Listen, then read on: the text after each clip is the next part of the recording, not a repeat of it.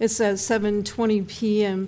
Please rise for the invocation given by Councilwoman Sarah Lucido and remain standing for the Pledge of Allegiance. Dear God, this past week we celebrated this great country we live in. Please let us never forget the ultimate sacrifice so many gave so we could all have our freedoms we enjoy. Please guide the youth of today as they are the future of tomorrow. And please help us all to make our city, state, and country the best they can be. It is in your name we pray. Amen. I pledge allegiance to the flag of the United States of America and to the republic for which it stands, one nation, under God, indivisible, with liberty and justice for all. So, Council, if you join me down here, we have some certificates of appreciation.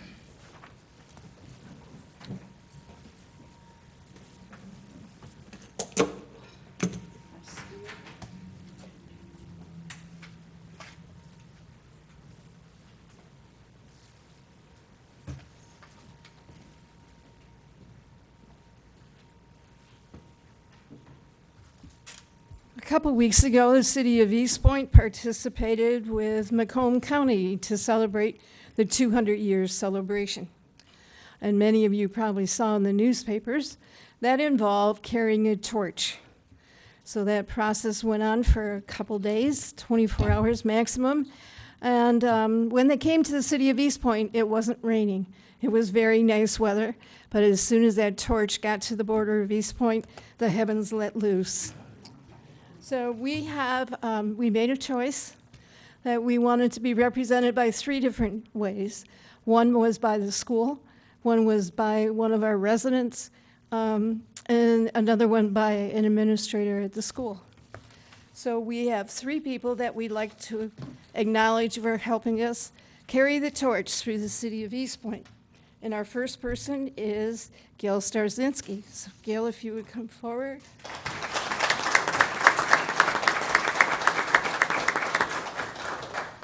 You can come over here. I know you're never speechless, so you can probably tell the audience how long you've lived in Eastpointe. I was born here. I'm still here. And she's going to be here for a while to come. Yeah, so it's been 70 years. And one of the things that you've done along the way is to take up running as part of physical education. Yeah, running and Zumba are my games. And so you've been doing a lot of Zumba up at the Rare. Yes. As well as running a number of 5Ks. Yeah, I did my 100th last See what Sunday. I mean? And I missed a medal by 2 seconds. So this reads, this certificate is awarded to Gail Starzinski for your outstanding contribution to the city of Eastpointe for participation in the torch run for the 200th anniversary of Macomb County. And it's dated July 10th. And Cardi, if you would give me 172. Oh, yes. There were stops along the way, and Gail was the one that carried the torch from number 172 to 173, so we thought that she would love that. And I have to thank Cardi for accompanying me. Yeah, and I didn't think I'd make it. yeah. And Cardi ran, but he's not going to tell us which one got to the next point first. So if you... Well, the 5K I've run with Gail, she beat me. Oh. And not just by the way. So if you want to go and shake the hands of Thank council. you. Thank you. It was great fun. Thank you. It was a great honor. And the next person is... We wanted to honor the high school, and they have 2 different running groups over there. One is a cross-country group, and another one is a track group. So the name that was recommended to us was Tyru Everett. Tyru, you want to come forward, please?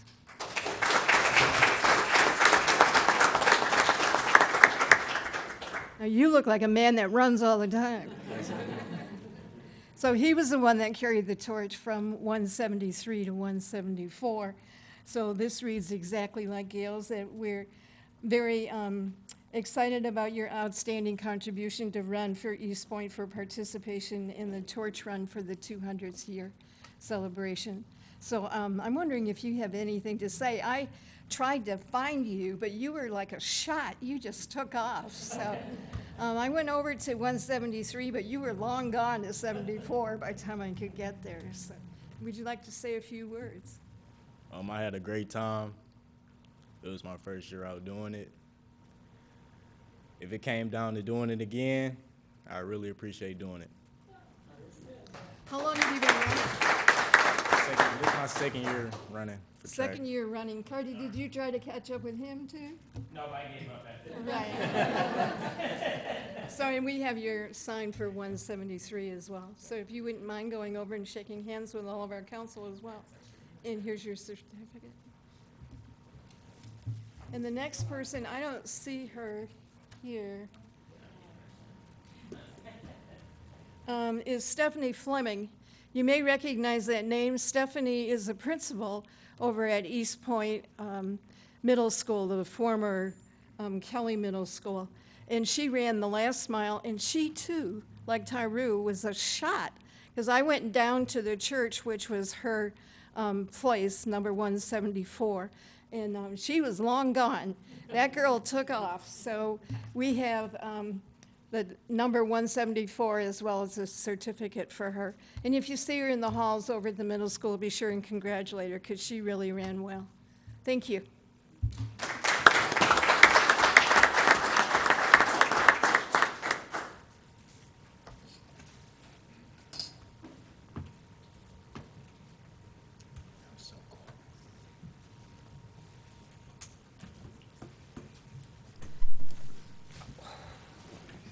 Please call the roll. Councilmember DeMonico? Here. Councilmember Lucido? Here. Councilmember Kleinfeld? Here. Councilmember Owens? Here. Mayor Pixley? Here. Our next item is a motion to approve the agenda as is. So moved. Support? Move to support. Please call the roll. Councilmember Kleinfeld? Yes. Councilmember DeMonico? Yes. Councilmember Lucido? Yes. Councilmember Owens? Yes. Mayor Pixley? Yes. Our next item is the hearing of the public, the first hearing of the public. Does anyone wish to be heard, please? Mr. Creech?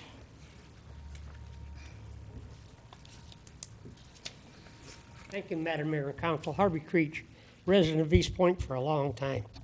I appreciate some of the things that I think right now that are really coming forward through the council and hopefully through Mr. Cotton. He seems to be putting things in gear. I don't know exactly what direction it's going to come out of all this, but I was looking at the special meeting right here, and I see you've discussed the military museum, and I don't know exactly what direction that's going to go, but we've talked about that before too. It's nice to have the military museum, but with the residents and the city totally supporting it, there's got to be something done somewhere along the line. That $1 a year, I don't think is exactly making it. And then again, too, I said right here, too, where you discussed the parks and trails, this is a real sore spot, or especially a thorn. And Mr. Kleinfeld, you made the statement, and I'm still making the statement.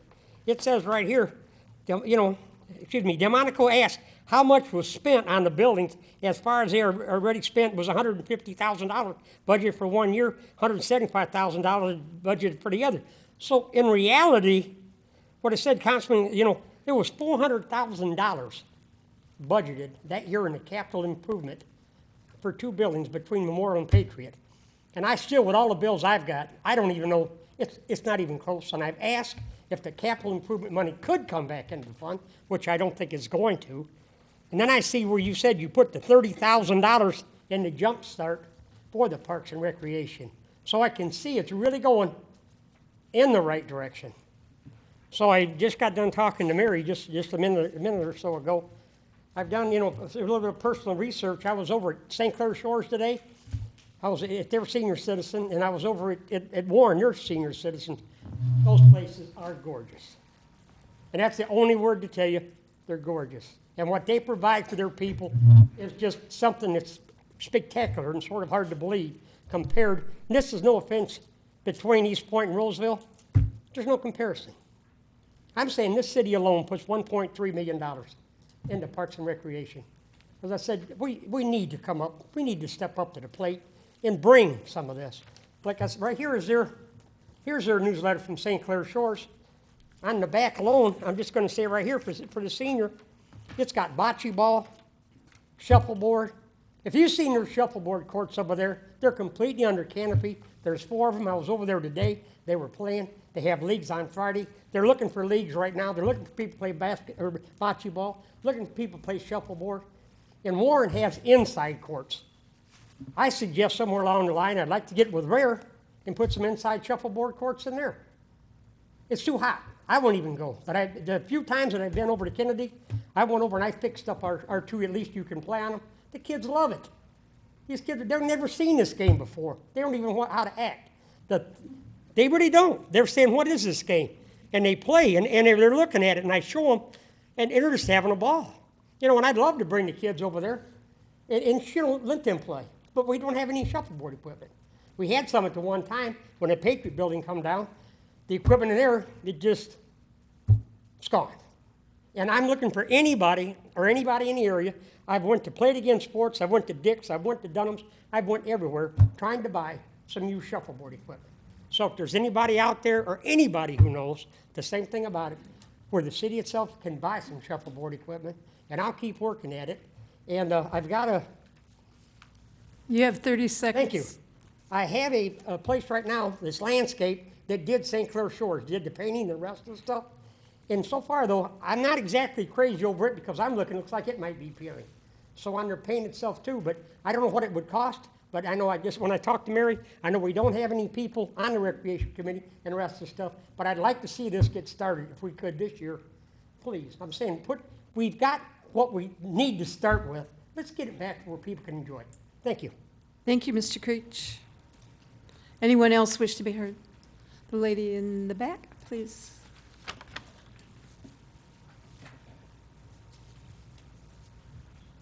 Thank you, Mayor Pixley, City Council, for allowing me to speak.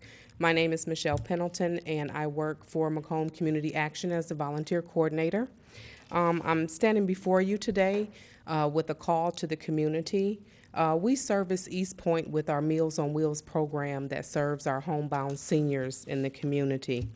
We're dedicated to helping families and individuals throughout the lifespan, and we provide these services in accordance with our mission, persistent action to diminish poverty. In Eastpointe, we currently have a demand for volunteer route drivers. We have 24 open routes in Eastpointe alone, and one of the most critical components of our Meals on Wheels program is our volunteers. Every weekday, we serve over 1,700 meals to the vulnerable homebound seniors throughout Macomb County.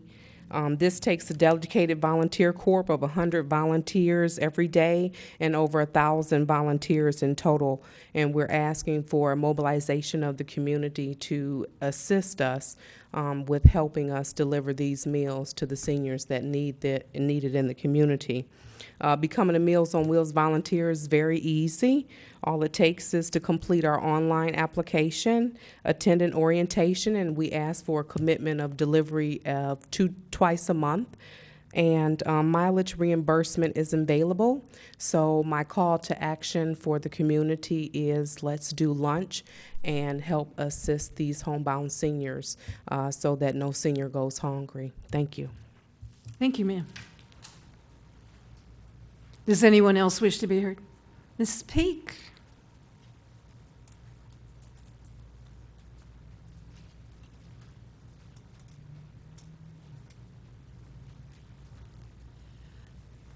Shirley Peak, 69-year resident. Good evening, Mayor and Council. What I am about to address is my own personal opinion. I have given this serious thought and want to let all the residents know that even if there is no rate increase this year on the water bills, beware of next year. You are doing us no favor because the Great Lakes Water Authority still wants their money each year regardless. First, your decision was a 6% increase, then you decided on a 1% increase, and the final vote of all but one was no increase this year. More than likely next year, you will probably have to raise the rate by 6% or even double the rate, depending on what you decide after this poor decision. This will hit the residents badly again, like your large increase last year. This tells me, as I have previously addressed this council in the past, that some of the decisions you are making are definitely taking this city in a different direction, as you stated, but it truly is taking us in the wrong direction. I'm not any more in favor of rate increases than anyone else, but do things in a more structural, financial way. Thank you. Thank you, Mrs. Peak. Anyone else wish to be heard? Anyone else wish to be heard? Ms. Mazian? I may have to finish this in the second reading. Karen Moragan, Eastpointe resident. I'm asking that Eastpointe adopt Warren's ordinance in limiting the times and distance regarding the fireworks. In other words, no later than 11 p.m. and absolutely nowhere near trees, landscaping, homes, and buildings. I ask because District 61 State Representative Iden, who is also the committee chair of both Regulatory Reform and Commerce and Trade, refuses to allow committee hearings for the Michigan legislature to amend and possibly repeal the Michigan fireworks law.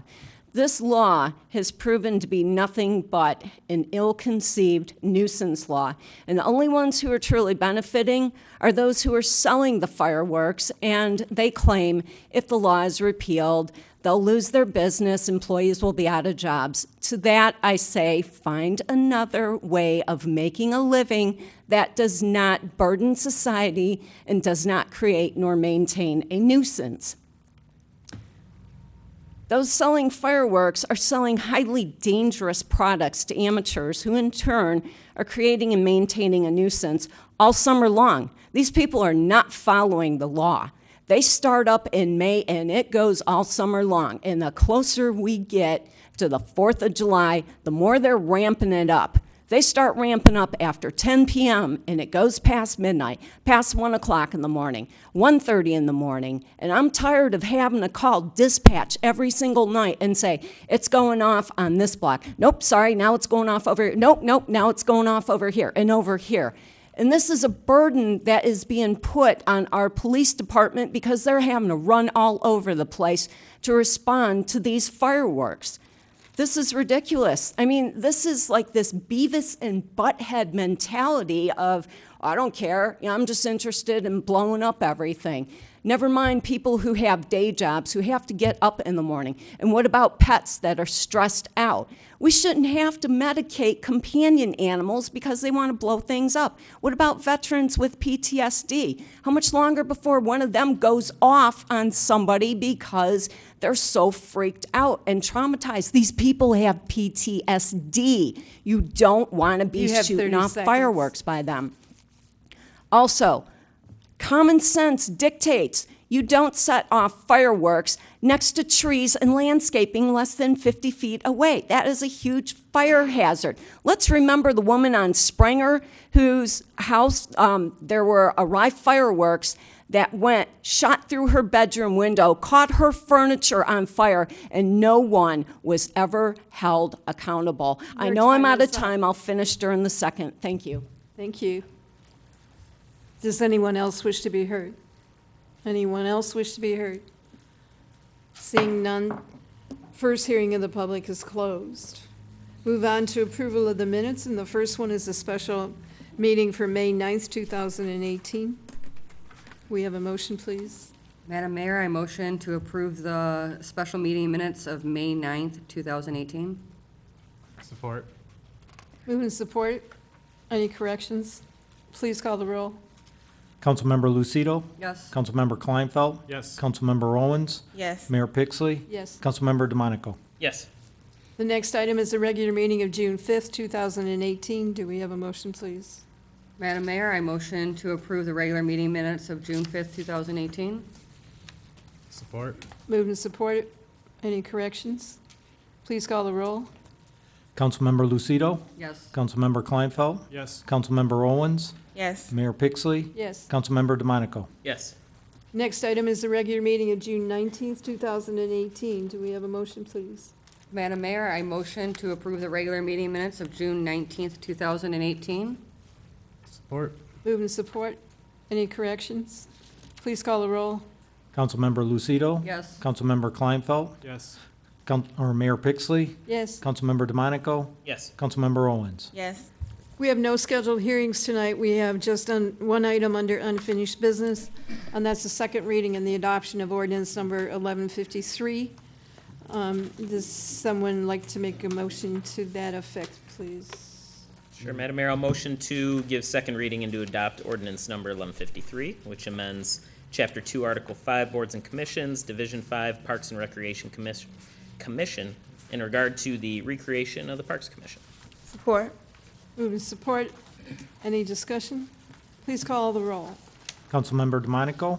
Yes. Councilmember Owens? Yes. Councilmember Lucido? Yes. Councilmember Kleinfeld? Yes. Mayor Pixley? Yes. That will move us on to reports from administration, and we will move to our interim city manager, Ryan Cotton, please. Thank you, Mayor Pixley, members of the City Council. I begin this report with tip number 7, servant leadership and manager as coach. Next slide. So this is just a review of last time regarding reasons to expedite council policymaking. And my mantra throughout the building and at all the meetings I go to is to encourage people to ask the big questions all the time. Big questions all the time. The Parks Board that you just recreated, that was a big question, and I think that that's a great thing. Next slide. So this is about servant leadership, which is a concept that goes back to ancient philosophy, and there's the citation there. Servant leadership is a leadership philosophy in which an individual interacts with others, either in a management or a fellow employee capacity, with the aim of achieving authority rather than power. Authority rather than power. What kind of authority? I think they're speaking about moral authority and respect. So the authority figure intends to promote the well-being of those around themselves. The big questions that I just mentioned promote the long-term well-being. Next slide. So here are the principles associated with servant leadership and its implementation. Humility, thinking long-term, thinking about others, sells instead of tells. Sells is not a word that really is something we like a lot, but I think the way I view it is more, in my role anyway, is informing and coordinating. So encourages appreciating people's life issues, developing others as leaders. In my capacity, the more that people are leaders, that means the more time I have to do other things. So I'm a better leader. So I view myself as creating a bunch of mini leaders around me. Cultivating a culture of trust. Trust and respect makes all things work better. And part of earning that respect is valuing diverse opinions. Next slide. So the advantages are, I'm just going to highlight these others. The exemplary treatment of employees leads to an excellent treatment of customers. Everyone in the audience, everyone in the community are external customers. And the intent is to produce higher loyalty from those customers. We are all in competition for where people live, where they want to pay their taxes, where they want to vote, and it's important that we think about that from a customer service standpoint. The fourth one here is it helps create an excellent corporate culture. Culture ends up doing more than any rule book or policy manual can do in terms of outcomes. And the sixth one here is servant leadership can be used as a principle to improve the return on investment of staff. Return on investment of staff. I'm not sure what the daily payroll is or the biweekly payroll. I didn't look it up, but it's hundreds of thousands of dollars. Wouldn't we all want a good return on investment for all of those dollars? So managers who empower and respect their staff get better performance in return. Next. There are several disadvantages. One, it takes a long time to create that kind of culture, so it needs consistent application. Also, servant leadership assumes that there's a low level of control over the team. So if it's an action involving the military, we're not going to deal with servant leadership. You know, there's a crisis in play or an emergency management situation. But where there's time, there's the opportunity to release some of that control and build the respect and the culture and the trust. And I would say that those of us who are afraid of relinquishing the control, and I'm sometimes in that category, there are plenty of city government bureaucratic structures around us that help maintain that control already. Next slide. So in terms of relevance to Eastpointe, I mentioned trust, mutual support, teamwork, so we can better conquer the big questions. Next slide. Next attraction is ethics. Thank you. Now, I'm going to move to my regular report. You might have gotten notice some other way, but it bears repeating, especially for people watching, that there's a 2018 tree trim maintenance program that will be taking place. Basically, the northeast quadrant of 8 Mile and Gratiot, and here's the map. Have I already shared this map with you? I think I might have electronically. And there weren't any complaints, I'm told, the last time that DTE did the work on the opposite quadrant. So presumably they've got their system down. If anyone did feel aggrieved, sometimes communities are aggrieved by tree trimming, please let us know so we can pay attention and make sure that we can take steps to resolve. So thanks to the team, we have a Public Works crew that came up with the idea of having one long Monday a month. I think all of you know about that. So this is an announcement to the community that it will indeed begin on August 6th. And that's where people can take their items that they normally take once a year, but now they can take once a month during warm weather to the 10-mile road to dispose of it. However, no hazardous materials, no wet paint, no household cleaners, and no smoke detectors. Why no smoke detectors? There's radiation in them. Next, what I'm holding is the 2018 Road Asset Management Plan. Everyone still awake? All right. Well, Steve Pangora, I think, did I say, is Pangori is going to be here to present this. I asked him not to present it yet. It'll probably be your next meeting and the meeting after, because I've asked him to take the $600,000 in the capital improvement program for local streets and break that down by what streets they will be, or in his opinion, are the worst PASER-rated streets, and see how you like that. So you'll both will hear about the condition of our streets. Here's the PASER rating map, but you also get some insight over the next 5 years over which one should be addressed when, and see how you like that. It's something other communities have done. I don't think you have done, at least not formally, and we'll see what you think.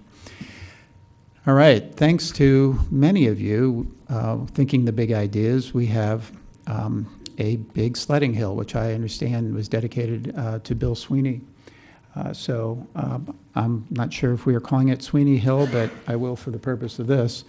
There's been the suggestion, and thank you, Mary, and your team for making the suggestion that we have a map that recognizes that hill.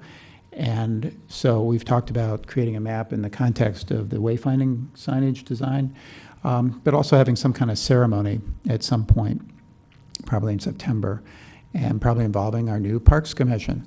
So those things are underway, and I want to give you insight. And if you have input, feel free to share with Mary or any one of us. We did have a dedication of this sledding hill to Bill.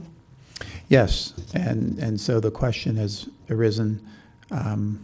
You meant like unveiling a sign. Right, signage for it. right. So that the I'm sorry, I missed a key point. Thank you, Mary.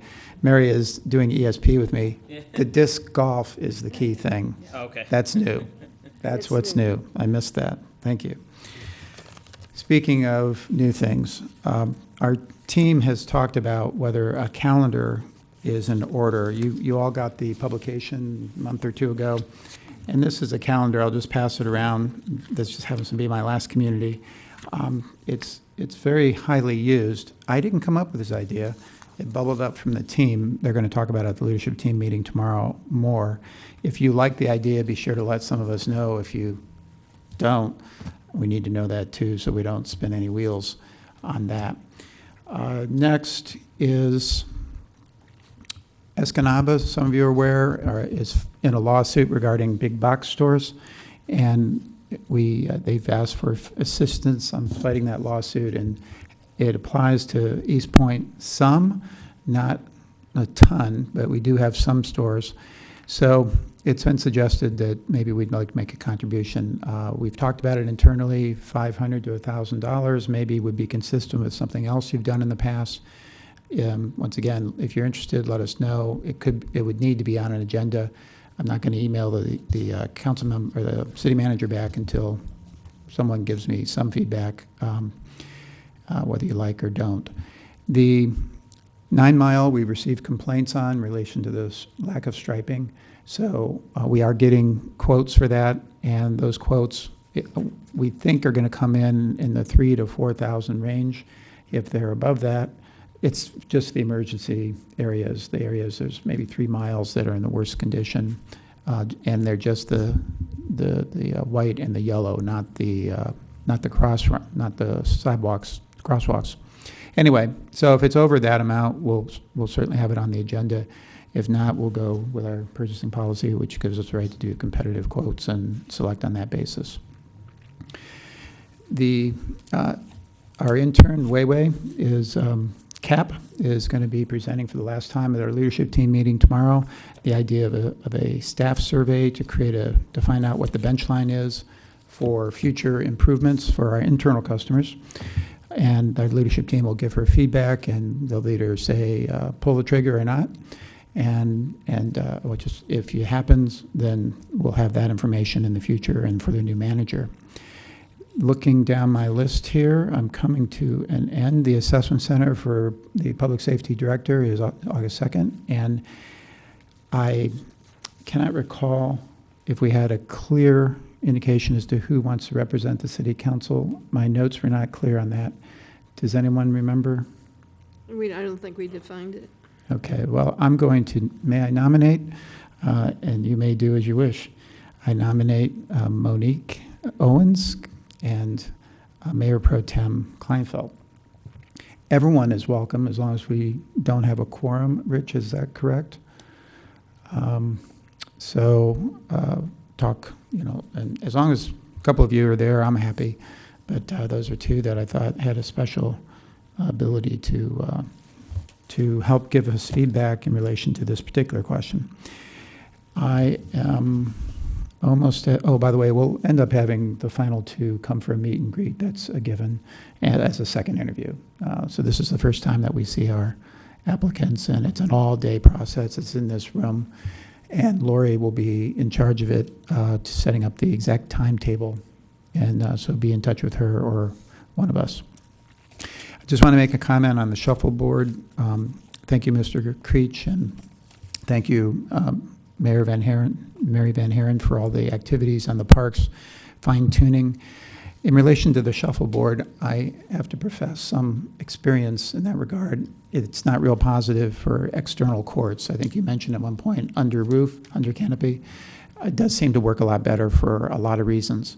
So I've given Mary the latitude to be skeptical on whether those should be brought back into playing condition because of my experience, but maybe she'll find a solution and a miracle and it'll happen. But I don't think it's worth $3,000, which is what I spent in another place and didn't get very far. So just wanted to telegraph that internal information. The very last thing I have is I will not be at your next meeting. I think some of you are aware.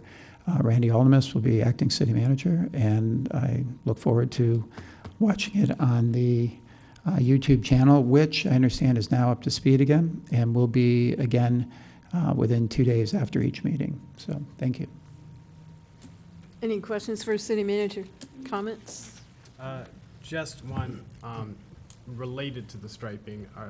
Is there any plan to look at options for, before you were here, we discussed buying equipment or whether we should, be bidding it out every time we stripe? What's the most efficient? Are you guys looking at that at all, long term?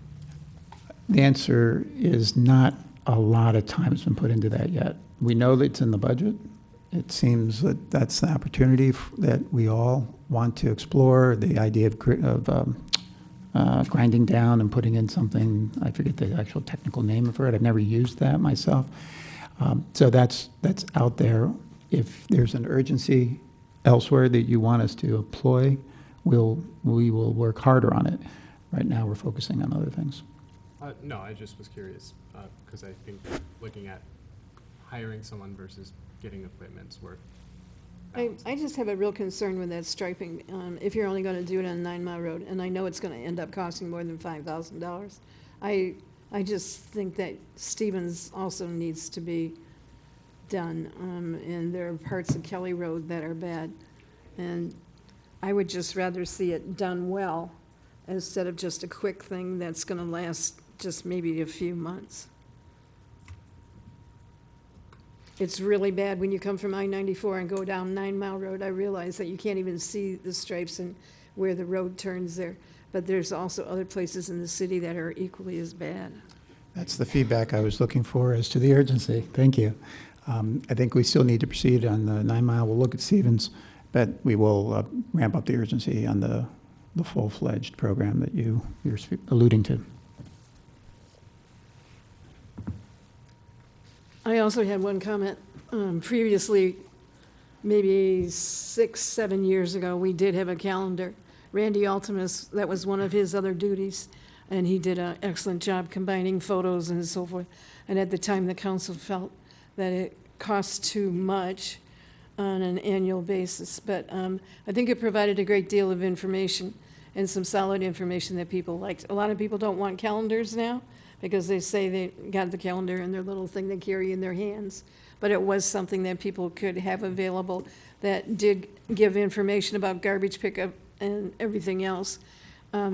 Could we see, maybe get some idea what the costs are of doing a calendar for the number of people that live in this city, as opposed to just? Yeah, we can go out and try to kind of get a general estimate, because we haven't done it since, I think, almost 2011, back in Right. that, because that was about the time the budget took a turn for the worse. So we can take one of my former ones and see, you know, like Litho or somebody, and tell us if we're gonna match it, what would it cost? While we're on the calendar topic, Mayor Pixley, I think I'd be one of the folks that likes their calendar in their hand. Well, I do too. Yeah. I do too, but it's really nice having something on the refrigerator that, you know, highlights what's going on in the city, so, Right, yeah, I just would want us to keep that in mind, 'cause, yeah, personally, I just use my Google Calendar. So in and, your little Google Calendar, does it tell what day the garbage picks up? Well, no.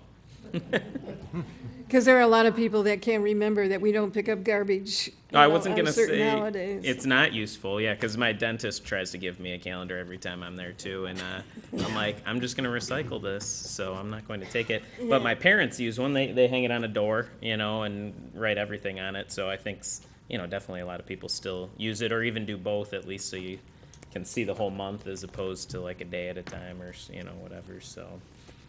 This is really nice. Hope College is really nice. This is a really nice picture here.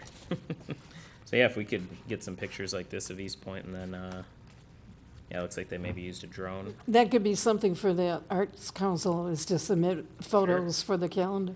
Okay, yeah. And we'll put garbage day on it, and then we're all set. All right, any other comments for Mr. Cotton? All right, let's move on to our Finance Director, Mr. Blum. Yes, Madam Mayor and Council. I have nothing specific to report right now, but I would ask that we have a short conversation at tax reversion discussion time to get some direction specifically on the vacant properties. So that's all I have. So I just have one thing for you. Did you notice that this year Warren is starting to turn off water? Well, rolling it on taxes works wonderful. All right, anything else for Mr. Blum? Let's move on to our City Attorney, Mr. Albright. Thank you, Madam Mayor, members of council. GFL has returned the letter of understanding regarding extension of agreement that this City Council authorized our office to prepare and send out. It was received by our office on June 27th, so I will be asking Mayor Pixley to also sign and date that letter, and then I will send a copy to GFL's representative, Mary Jo Van Natter. And council's also in receipt of our monthly status report, all 17 pages of it, so I'm happy to answer any questions that the council may have regarding the monthly status report or any other questions council may have. Do we need a closed session tonight? I'm glad you brought that up, Mike. No, I do not have anything in addition to add other than what's in the monthly status report. The motion for summary judgment was adjourned by the court till August 1st. The court did not give a reason why it was adjourning the motion. Sometimes that happens if the court's involved in an ongoing trial on another matter, and so they need the court time to have for trial. But that is going to be the new date. It's August 1st for the motions for summary judgment. Well, I don't know whether this council can behave without a closed session. I was just gonna break like our year-long Yeah. streak of. Year and a half or something. Been doing closed sessions since August of last year, after every single meeting. That's when they All started. right, well, unless we have It's a full year. anything else for the city attorney, let's move into new business. Thank you. And our first item under new business is the adoption of resolution number 1865, which approves the contract for sewage disposal services between the city and Southeast Macomb Sanitary District. And the attorney that we've been working with for how many years? 2 years? Mr. Corian is here to answer any question. So if we could get a motion to put this on the table, then Mr. Corian can explain and answer all your questions. Well, good evening, Mayor Pixley and the City Council.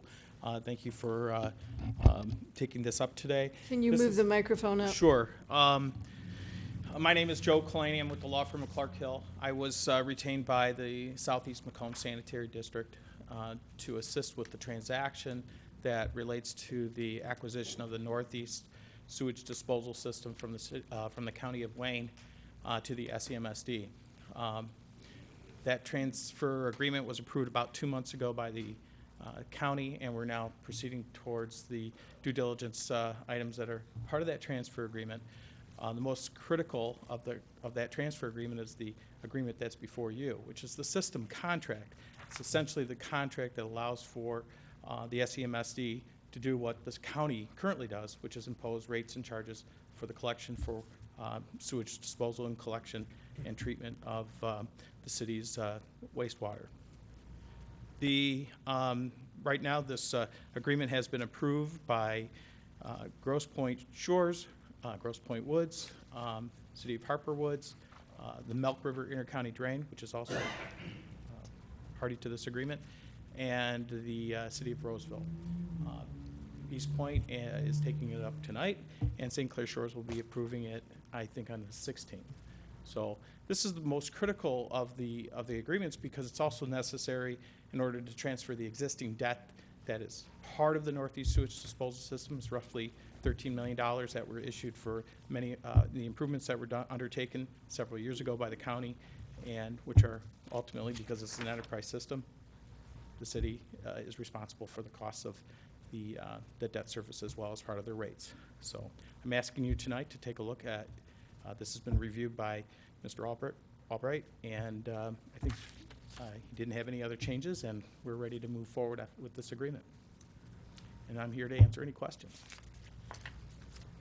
Now, if I could ask one, and sorry if I'm repeating anything from a previous SEMSD meeting, Councilman Kleinfelder, Mayor Pixley, what was the, if we could just go back, just I guess for the public too, what was the original reason for acquiring these assets as part of our drain? The most important reason is Wayne County's getting out of the sewer business.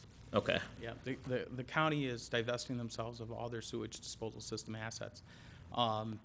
They're currently working on the downriver system, which is a much larger system than the Northeast, and we're farther along on the Northeast. The next one they're going to be working on is the Rouge Valley system. So you were looking at a couple of things. If you didn't have an entity step up and acquire it and oversee and operate and maintain it, the county most likely would have hired a contractor to run it. So that's basically the reason. If you were to hire a contract, you would be at the mercy of the contractor. Yeah. So Control the rates a little. Michael and I have been attending these meetings for, what, a year and a half or 2 years, something to that effect. as we've gone through this process, and there's been a number of things that made this appealing to us from the very beginning. One, that we could control the rates. Two, is that we have a control over the amount of, what would I say, material that go down through the sewer, the rate. Currently, in this agreement, we have 102 CSF, but in the past, we've been limited very often to 84 and sometimes down to 72. So that really is a control factor. Correct. I mean, part of this is the SEMSD is situated as the primary entity responsible for controlling the flow coming from the cities of Roseville, Eastpointe, and St. Clair Shores. You're correct. There has been some operational issues that have limited your ability to send flow. Many of those have been corrected with the improvements that Wayne County has made to the system and the Milk River system, and they're currently undertaking additional improvements to the Milk River system. We should not have those kind of problems going forward, but that was the situation in the past. Another issue is the operation. Wayne County didn't have anyone directly staffed overseeing the Northeast system. When there was a problem, a lot of times the reaction time from their operational center in the south part of of Wayne County, down by the downriver system, they would need to send staff up to Northeast to address those issues. You have much more control over the system now because of the location of the SEMSD staff. And another question I had was just, I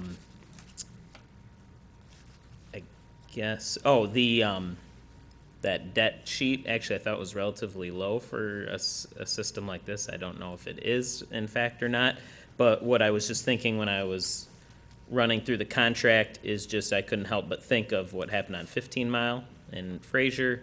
Have engineers from our side done a reasonable, inspection of things on here? Because the one thing I guess that kind of went off in my mind was that the Grosse Pointe interceptor, it says it's 2.8 miles of unreinforced concrete, and I think that's usually a pretty big issue with I don't know if this, is different, maybe it's not as deep and things like that, but I think that was kind of an issue with pipes, if they're not reinforced, they'll have issues quicker. I'm not an engineer. I know, yeah. Mr. Cotton might be able to answer some of those questions, but. We've been working really. I wasn't asking you to, I will tell you this. analyze I will tell you the this. pipe right now. Put it in perspective, okay? Mhm. At the end of the day, there are no Wayne County general funds. They're ad valorem taxes that they collect from all the taxpayers in the Wayne County. Does not go to support the Northeast sewage disposal system because it's an enterprise system. It is paid directly by all the revenue derived from the customer communities, who then derive the revenue from the individual users of the system. So, one, to answer your question, is if there were a collapse, you would end up paying for that collapse, not the county, because of the way in which it's an enterprise system. That's how all sewer systems are operated. That being said, the engineers have inspected these systems, and they're in pretty good shape overall compared to a lot of other systems that are throughout southeast Michigan. No, I'm just saying, well, if we didn't acquire this, though, we wouldn't be paying that. Yes, you would. Us? How? You would no matter what. You would, because it's an enterprise system. No, but we're not part of it, though, yes, now. Yes, you are. Yes, you part are. of it now. All we're doing is replacing the county for the SEMSD as the owner-operator. So the system, the issue is really who is operating and who's owning it. But at the end of the day, this contract, in fact, mirrors very similar to the 1993 contract that you have with the county currently, which this is going to replace. At the end of the day, this system is paid for by all the customer communities. So that's like, I don't know, what's that, $500,000 that's in our check register? Sometimes some of that goes to... Paying Wayne County for the operating expenses. Right. Does it go to SEMSD then? Right. Some- County, right. Right. That's why that's a little confusing to me. Okay.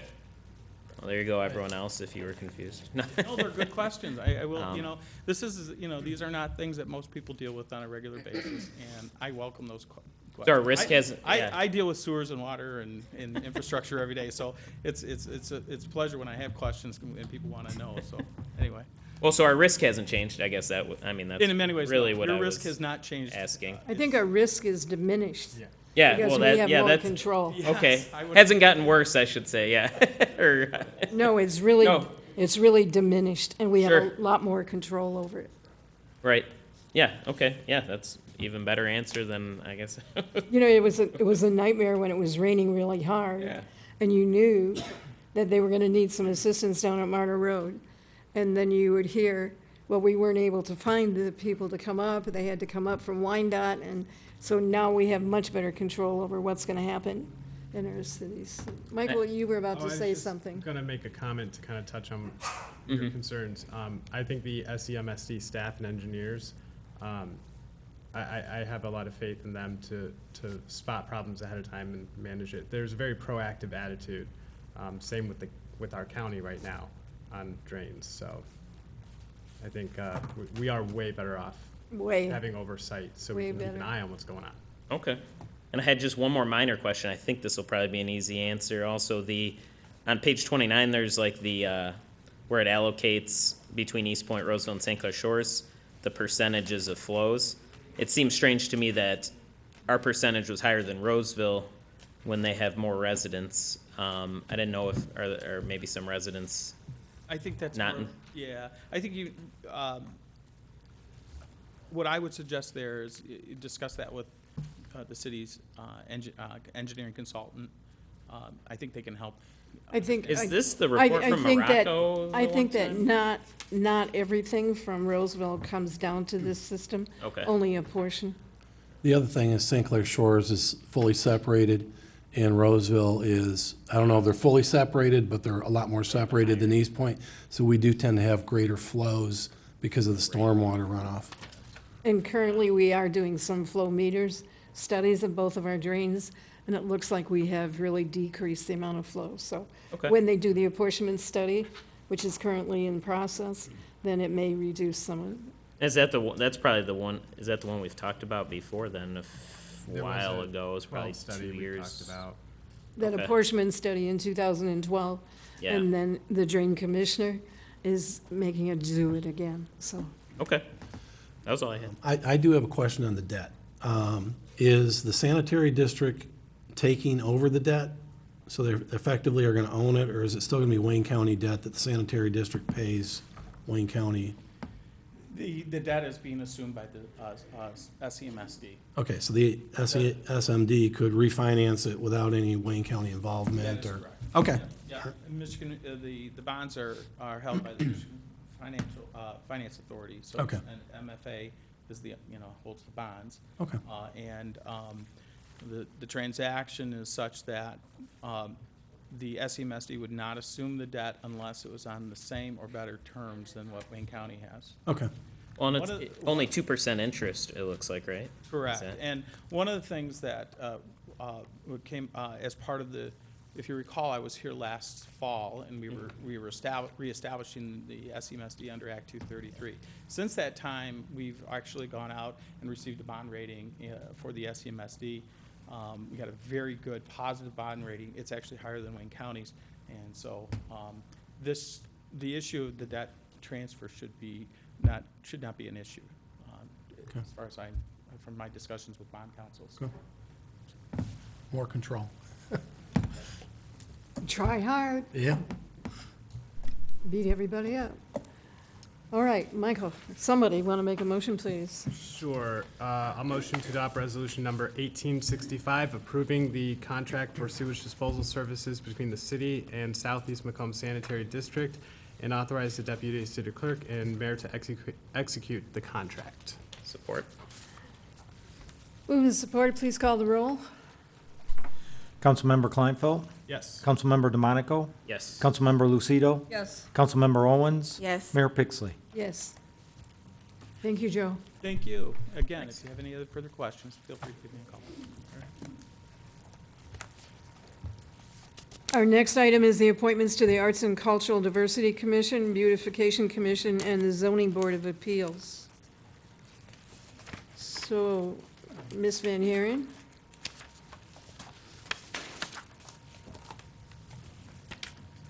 Yes, thank you, Madam Mayor. As you can see, we got a nice turnout of applications for the Arts and Cultural Diversity Commission. We had one more application than we had space for the board, and so that person's listed on your memo, but was only not recommended for selection because their application was received last. And I'll say that every application, and I know you received all of them, really had some good background in the arts, and I'm excited to see this board put together because I think you're going to bring some very creativity and great ideas together. Would you like to introduce the people? Because I know many of them are here. I know that a couple are here. I know that Sandy Kukalis is here, and I know that Deanna Williams is here.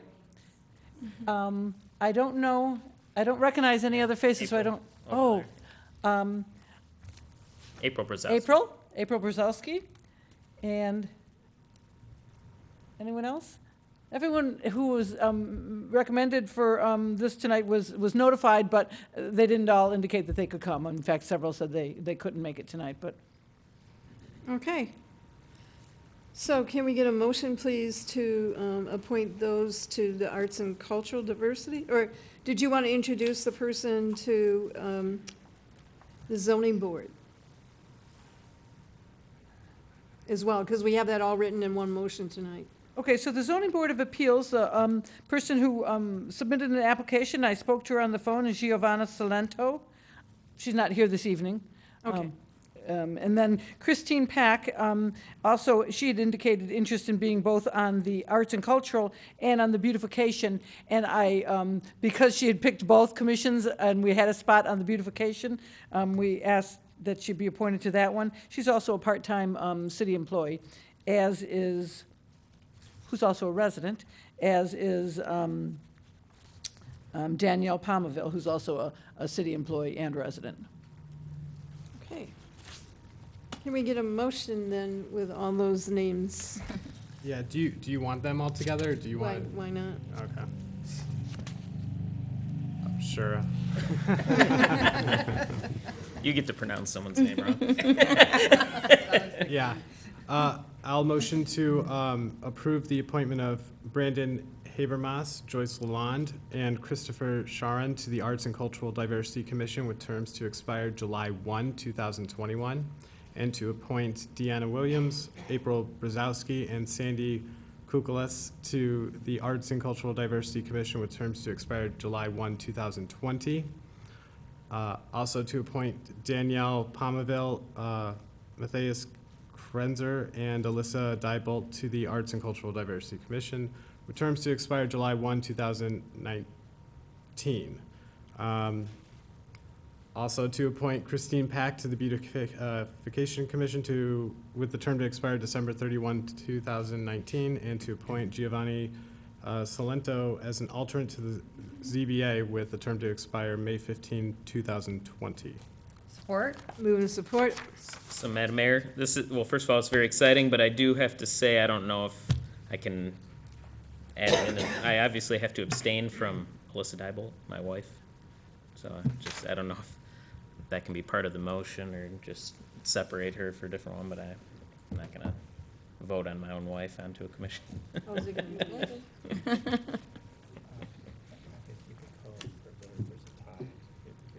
I'm not sure if that's a conflict just because there's no financial ties. Well, I just feel like I should. I don't believe it's a conflict either, but if Councilman DeMonico wants to abstain, How that'd be fine.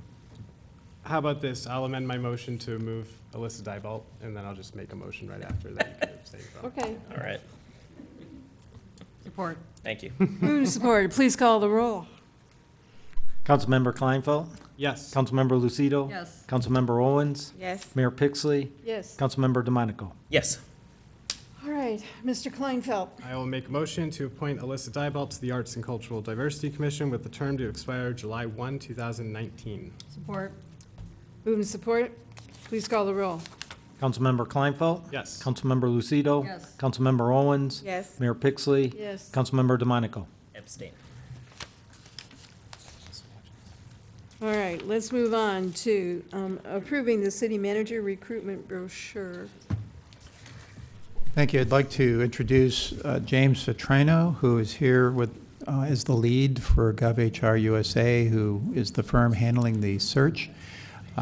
And James is recovering from jet lag. I think he's going to be in good shape tonight. He's provided a handout as he gets set up. You can get a preview for what he's going to be responding to and talking about. While he's also getting set up, I will let you know that the draft recruitment brochure is in your packet. There's a couple of corrections that have been made since a better website. There was an old business name that's been corrected to the new business name, and those are some minor things. But otherwise, we'll look for your input on what you want to change even more. James. Thank you. Thank you very much, Madam Mayor and City Council, for having me this evening. I appreciate the opportunity to represent GovHR this evening on your search. I know Ryan has done a great job working with you to get the search underway, to put together the preliminary documents, all very valuable as we start now the search in earnest. What I hope to do is not spend too much time going through the PowerPoint. You do have it in front of you. Some of the slides, I apologize, when they're printed, they're overlaid on each other, so you'll get a little bit better view from the screen. My goal this evening is to leave you with an understanding of the process from this point forward. And I would be happy to answer any questions regarding that process this evening. I'll also ask that Mr. Cotton share my contact information with all City Council members. Feel free to contact me via my cell phone or email at any time during the process. Our goal is to serve this council just like as a city manager serves a council. We are here for your service and your purpose straight through until a manager is placed and even after that. We use a multiple phase process, and I think Mr. Cotton may had reviewed that prior. Our phase one is complete. The position assessment was done with a survey. I'll go through some of the results from that survey this evening, as well as a stakeholder analysis that Mr. Cotton was able to complete, which is actually an incredible benefit for Eastpointe, was that he could give me stakeholder analysis from a very embedded position. Obviously, in most recruitments, GovHR has a day, maybe 2 days, where we talk to and interview stakeholders, city council members, employees, members of the community. Mr. Cotton has had multiple weeks working with you. So I think from that perspective, I have a good understanding, and will certainly continue to engage Mr. Cotton on what types of candidates are best fit for your culture here. Because that's important to us. It's a match. It's not go find the best manager that's available. It's go find the manager that is the best fit for the city of Eastpointe. Going to your survey, you had 58 survey respondents. 66% of them were residents. I'll go through a few of the answers, but do keep in mind, 58's an okay survey response. It's not great, but it's something that does give you direct feedback from your constituency.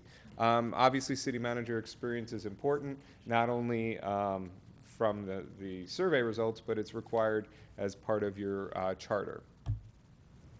Leadership traits. Trustworthiness and ethical were 1 and 2. By far, they are the largest two that are present. Near the bottom, inspirational, courageous, and persuasive. All of the words intentionally in the survey are intended to be positive words, forcing someone completing the survey to rank their highest. Trustworthy and ethical will obviously play heavy in our efforts.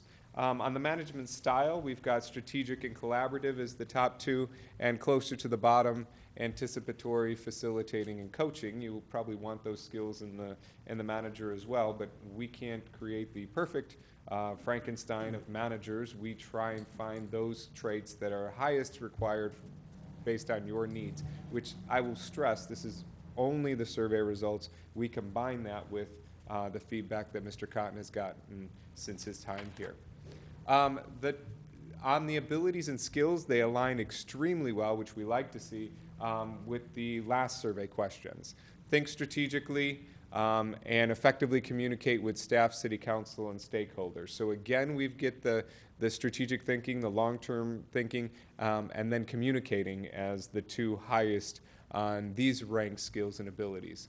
Lower, making oral presentations, which isn't tremendously insightful, but ability to build teams was lower, which I think from an internal perspective, it would probably have ranked higher than an external, but it does give you an idea of your constituents' opinions on what they'd like to see in their next manager.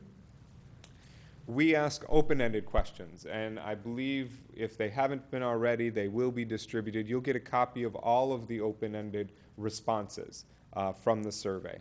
They ask about the opportunities, the challenges facing the next manager or facing the city in general, and then comments.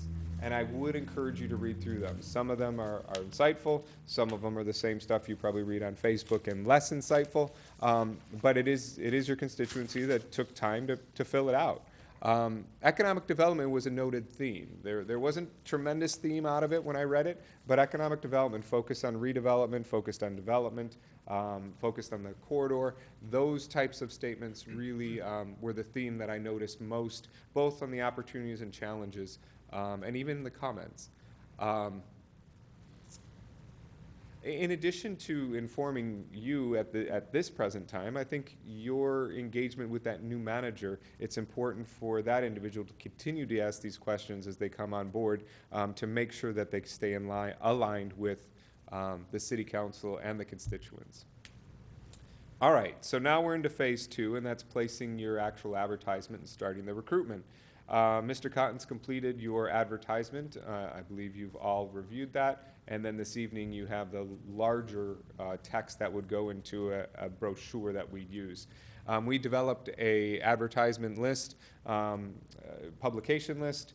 I see the standard stuff you think. ICMA, International City Managers Association, MML, the Counties Association, Ohio, Illinois, Wisconsin, Professional Diversity Network, which hits a number of different diversity publications, as well as we do pay for LinkedIn.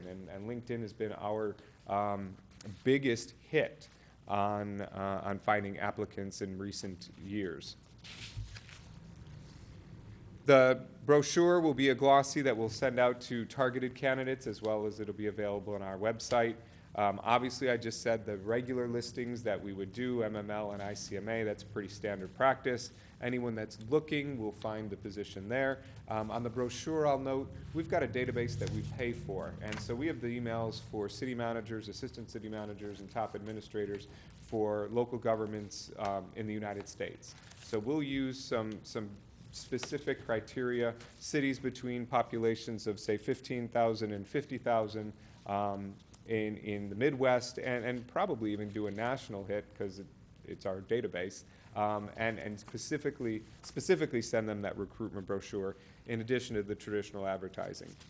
The GovHR website, we get over 5,000 visits per month.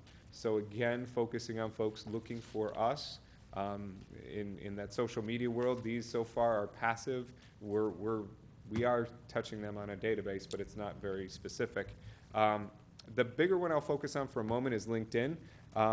In addition to the pay service that we have many consultants in multiple parts of the state. So the way the GovHR works, we have our headquarters in Illinois. I and Ryan represent here in Michigan. We're in 29 states that we've done recruitments.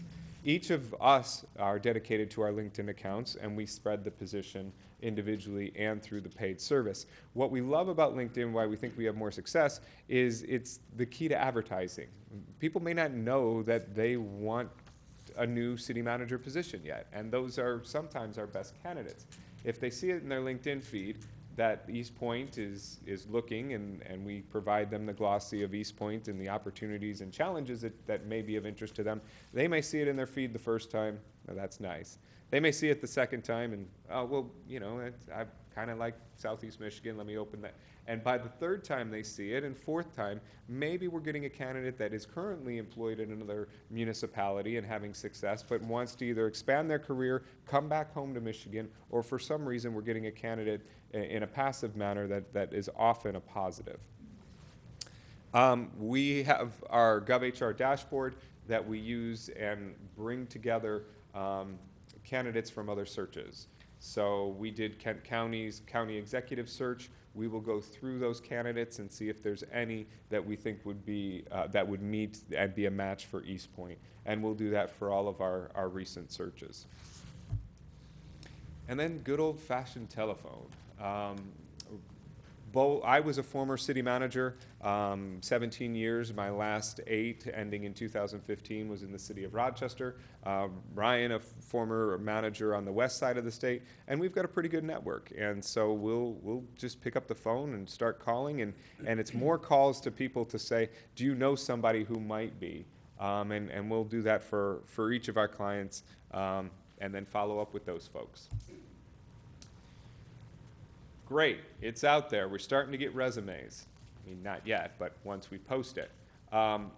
Every single application that comes through, I will personally review, and based on the criteria established in our announcements, we will start to rank those candidates.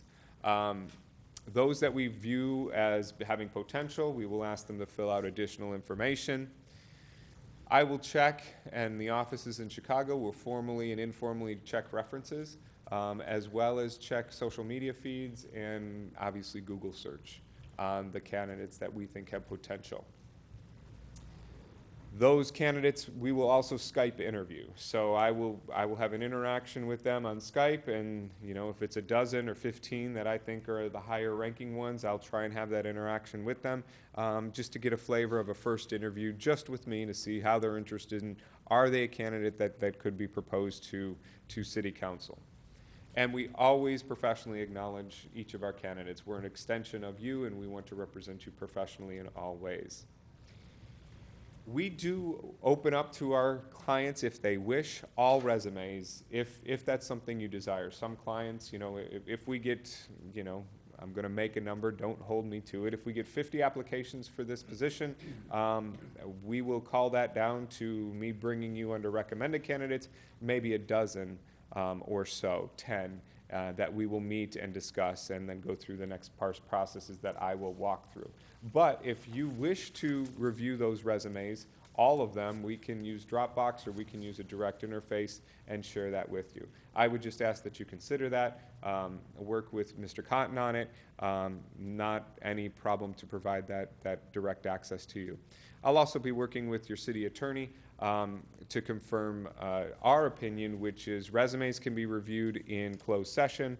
All interviews or interactions with candidates and city council would of course be in open session, which brings me to the recruitment report. The recruitment report is our group of 10 to 12 candidates that we think have potential.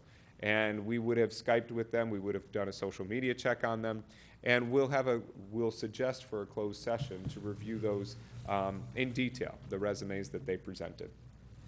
From that, we will select our candidates to be interviewed. So if there's how many ever the city council would like to interview in public, that will begin the first round of interviews. And throughout the process, the confidentiality candidates we take seriously as far as the law could take us. We do ask if candidates request confidentiality, which is a requirement under open meetings, that they have to request confidentiality in order for us to review their resume in closed session. And so each of the applicants is asked that question as part of our application process. We've suggested a meeting date of September 18th to have that deliverable back to you. That will give us the 6 weeks that we recommend for having the advertisement out. It will allow us to receive the resumes. It will allow me to do the search on the candidates, review all the resumes, do the Skype interviews on the candidates that are of most interest, and then have that information all to you in the book with those candidates prior to the meeting so that you can review it in preparation for the meeting. At that meeting, we will also discuss a little bit of your next steps. We generally recommend a minimum of 2 rounds of interviews, the first being 4 to 6 candidates, the second 2 to 3, but those numbers, please keep them as flexible and soft. We really want to understand your desire in terms of these first and second round interviews, interacting with the public. Do you want a community interaction with the candidates? Do you want kind of an open meet and greet before you interview at the first round, or is it just at the second round when you have 2 to 3 candidates? These aren't decisions that I'm asking you to make now, but they are decisions that we will have to address when we come together with the book of candidates. I like to hold some of that until we have the book of candidates, because if you want to bring 12 into that first round look at, that may change the process that you want to follow through in the number of follow-ups. If you say, look, we've got 4 rock stars in here and we know that this is where we're at, that'll change our first and second round. This is our standard that I just want to present to you. And we have lots of tools to additionally screen these candidates, whether it's personality testing, video interviews, the presentations requiring that they give presentations to City Council so you can see their demonstrated skill in that manner. All of those are options. We would suggest that we want to schedule that first round, second round, and we would like to hold these as quickly as possible after each other so that we can let the candidates be known, have their day, be re-interviewed, have the next interview if necessary, as tight a timeline as possible, both because you want to get this, once you're at that stage, it's ready to get done, and in respect for the candidates. They're now candidates in the public eye. Let's get them through the process, and we would hope to do that at the last week of September, the first week of October time period. At that point, we'll have the candidate that is the best fit, we hope. We will assist in all ways, whether it's helping to draft employment offers, whether it's just being a shuttle conduit between the city attorney or however the city council would like it, to work through those details with the candidate. We will obviously continue to, I will personally have discussions with every candidate interviewed on your behalf, what their strengths were, what they could improve on, and developing them as professionals we view as an important piece of this process. As Mr. Cotton probably has told you, we do have a guarantee on our selection, on our services as well, and it's a 2-year guarantee.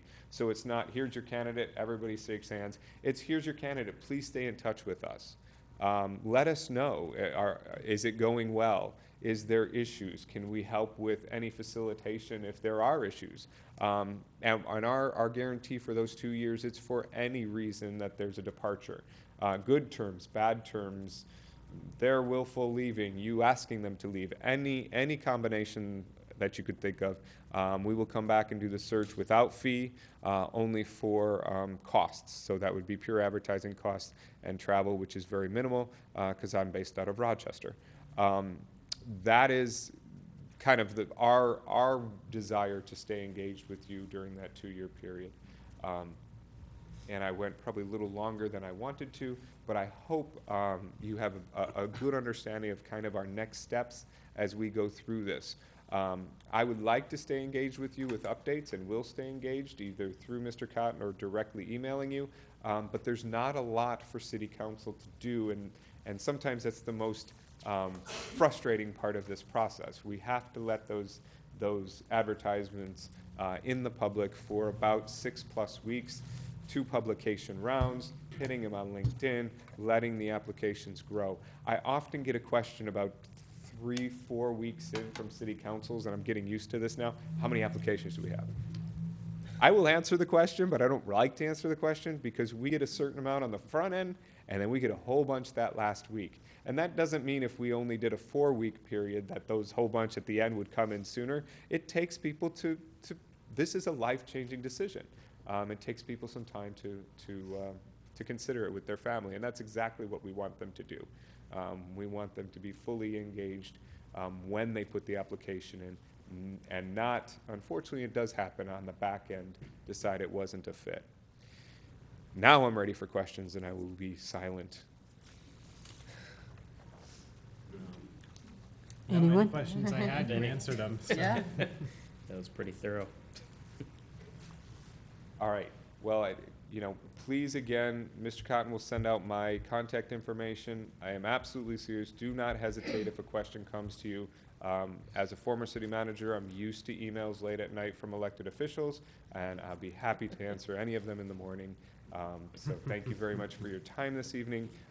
We sincerely appreciate the opportunity to work with you and bring you a manager that will be here and successful for a number of years. Thank you. Thank you. Thank you. Before James leaves, we're asking you for action on the recruitment brochure, actions or amendments. And then the next item is action to set some of the dates he mentioned. So let's do the first one. Madam Mayor, I motion to approve the proposed city manager recruitment brochure. Support. Who will support it? Please call the roll. Councilmember Lucido? Yes. Councilmember Kleinfeld? Yes. Mayor Pixley? Yes. Councilmember DeMonico? Yes. Councilmember Owens? Yes. And then item D is to approve some of these dates for all of these meetings. Yeah, hopefully this isn't too complicated. No. I'd just like to introduce, we've learned that Thursday, September 27th at 5:30 is a conflict. So that's not something I think we should consider in that case. The salute to excellence for the chamber. And so. Which one was that? I'm sorry. Why don't I start at the top? So there's a joint meeting with the Planning Commission for August 2nd. I think that communities I've served, they typically have to set that as a special meeting. I don't know if you do that or not here. Did If we we're not part of it. already do that? They did in the planning commission, We correct? did the planning commission, yeah. So we would need a motion here. So I figured we can do that.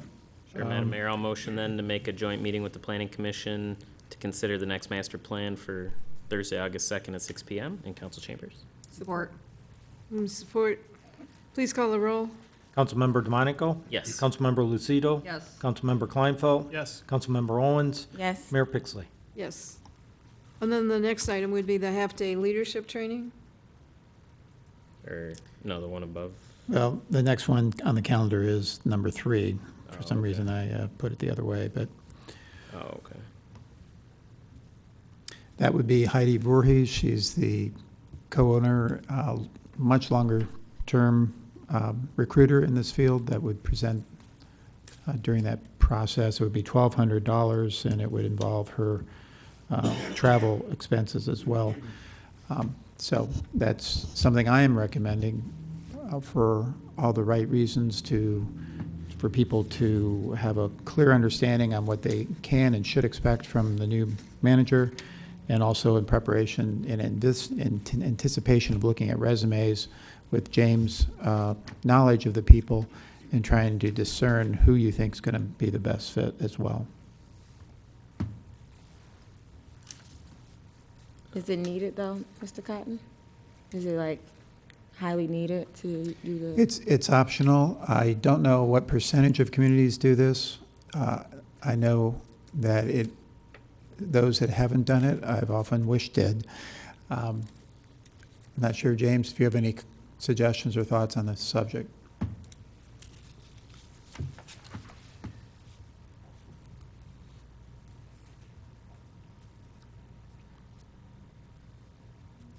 My comments mostly will speak in general because I haven't had the interactions with the city council. And I do think there is it's helpful to review the roles of the manager and roles of the council members just prior to engaging in the final parts of the searches. So whether that's done during the manager resume review, or if it's done prior to the interviews, or even prior to the start, a date that's convenient. It definitely helps start everyone, council members that is, on the same page moving forward with a concentrated effort to acknowledge what their role will be with the new city manager. As Mr. Cotton said, some communities choose to do this, many do not. It just depends your comfort level to engage in that discussion with each other prior to the manager starting. I'm sorry, did you say who, the name of the person who does the Yes, her name is Heidi Voorhees. She and Joellen Earl own GovHR, and she does this kind of thing all across the country at various conferences, gives the same program. There's another thing that I see as valuable here, and that's that our leadership team, who, frankly, it's been a year. I think the year of newness. And I think this is a way to start to create normalcy again in relation to everyone's roles and what they should expect and how they should respond to one another. So I see that as a joint benefit. I see the leadership team as participating in this in a way that's meaningful and builds all the good things that we've talked about. I'm good with it. Will the directors of each department be going to? Correct. Okay. That's why I targeted those times here. By the way, we don't know yet if Heidi is available for each one of those times, but I wanted to make sure that we got a time that worked for you first, and then we'll work out the other details. Oh, I was just curious, did she come from being an administrator or something prior? Oh, thank you. Short story, she applied to be hired by the city of Lake Forest. I was the assistant to the city manager. I interviewed her. She was one of 5. I did not hire her. And now, funnily, 30 years later, she hired me.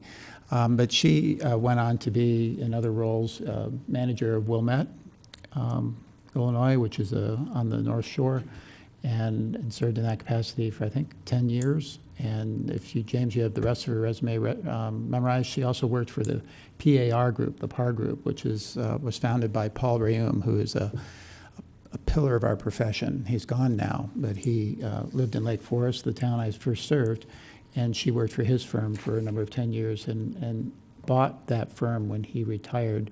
And they've since joined with Ms. Earl and created this new firm, this new entity.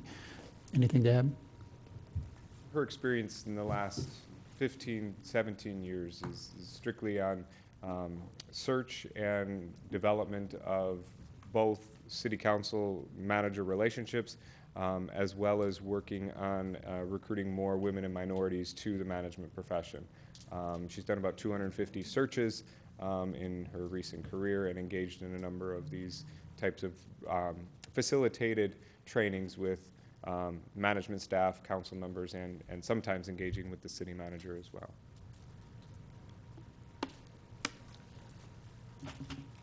So what you want us to do now is to agree to be doing this half-day as well as to set a date. Correct.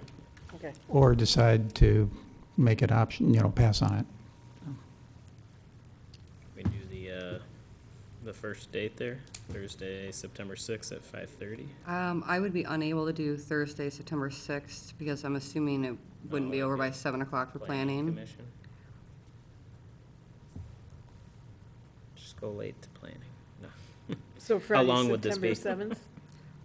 Also, during the day, it's going to be very difficult for me. Ooh, good, me too. I don't know about everyone else. I mean, I could come, obviously, if I bring my son with me, if it's during the day, but that would be the only way to be able to do it during the day. How about Thursday, September 27th? Oh, that was the salute. Excellent. That's a salute to excellence. I suggested 5:30 because I know that works for most of you better after work. Maybe we could shave some of that time and. Oh, a little earlier. Sorry. On the 6th? Mm-hmm. 4:30. 4:30? It worked for us. It's up to the folks who have to get out of the office. I can do 4:30, yes. So 4:30 might be good? Would that be good with everyone? Yeah. Because of work? So Thursday, September the 6th at 4:30. And I'm guessing we don't need a motion since we got to reach out and see if she's even available? Correct. Or would you prefer a motion? Well, if you make a motion, yeah, I don't think you need a motion. We'll get back to you on that. We could do the motion for to agree to the half-day leadership training, and then give a tentative date. All right, I'll make a motion to engage the half-day leadership training with a tentative date for Thursday, September 6th at 4:30 p.m. Support. Move with support. Please call the roll. Councilmember Kleinfeld? Yes. Councilmember Lucido? Yes. Councilmember Owens? Yes. Mayor Pixley? Yes. Councilmember DeMonico? Yes.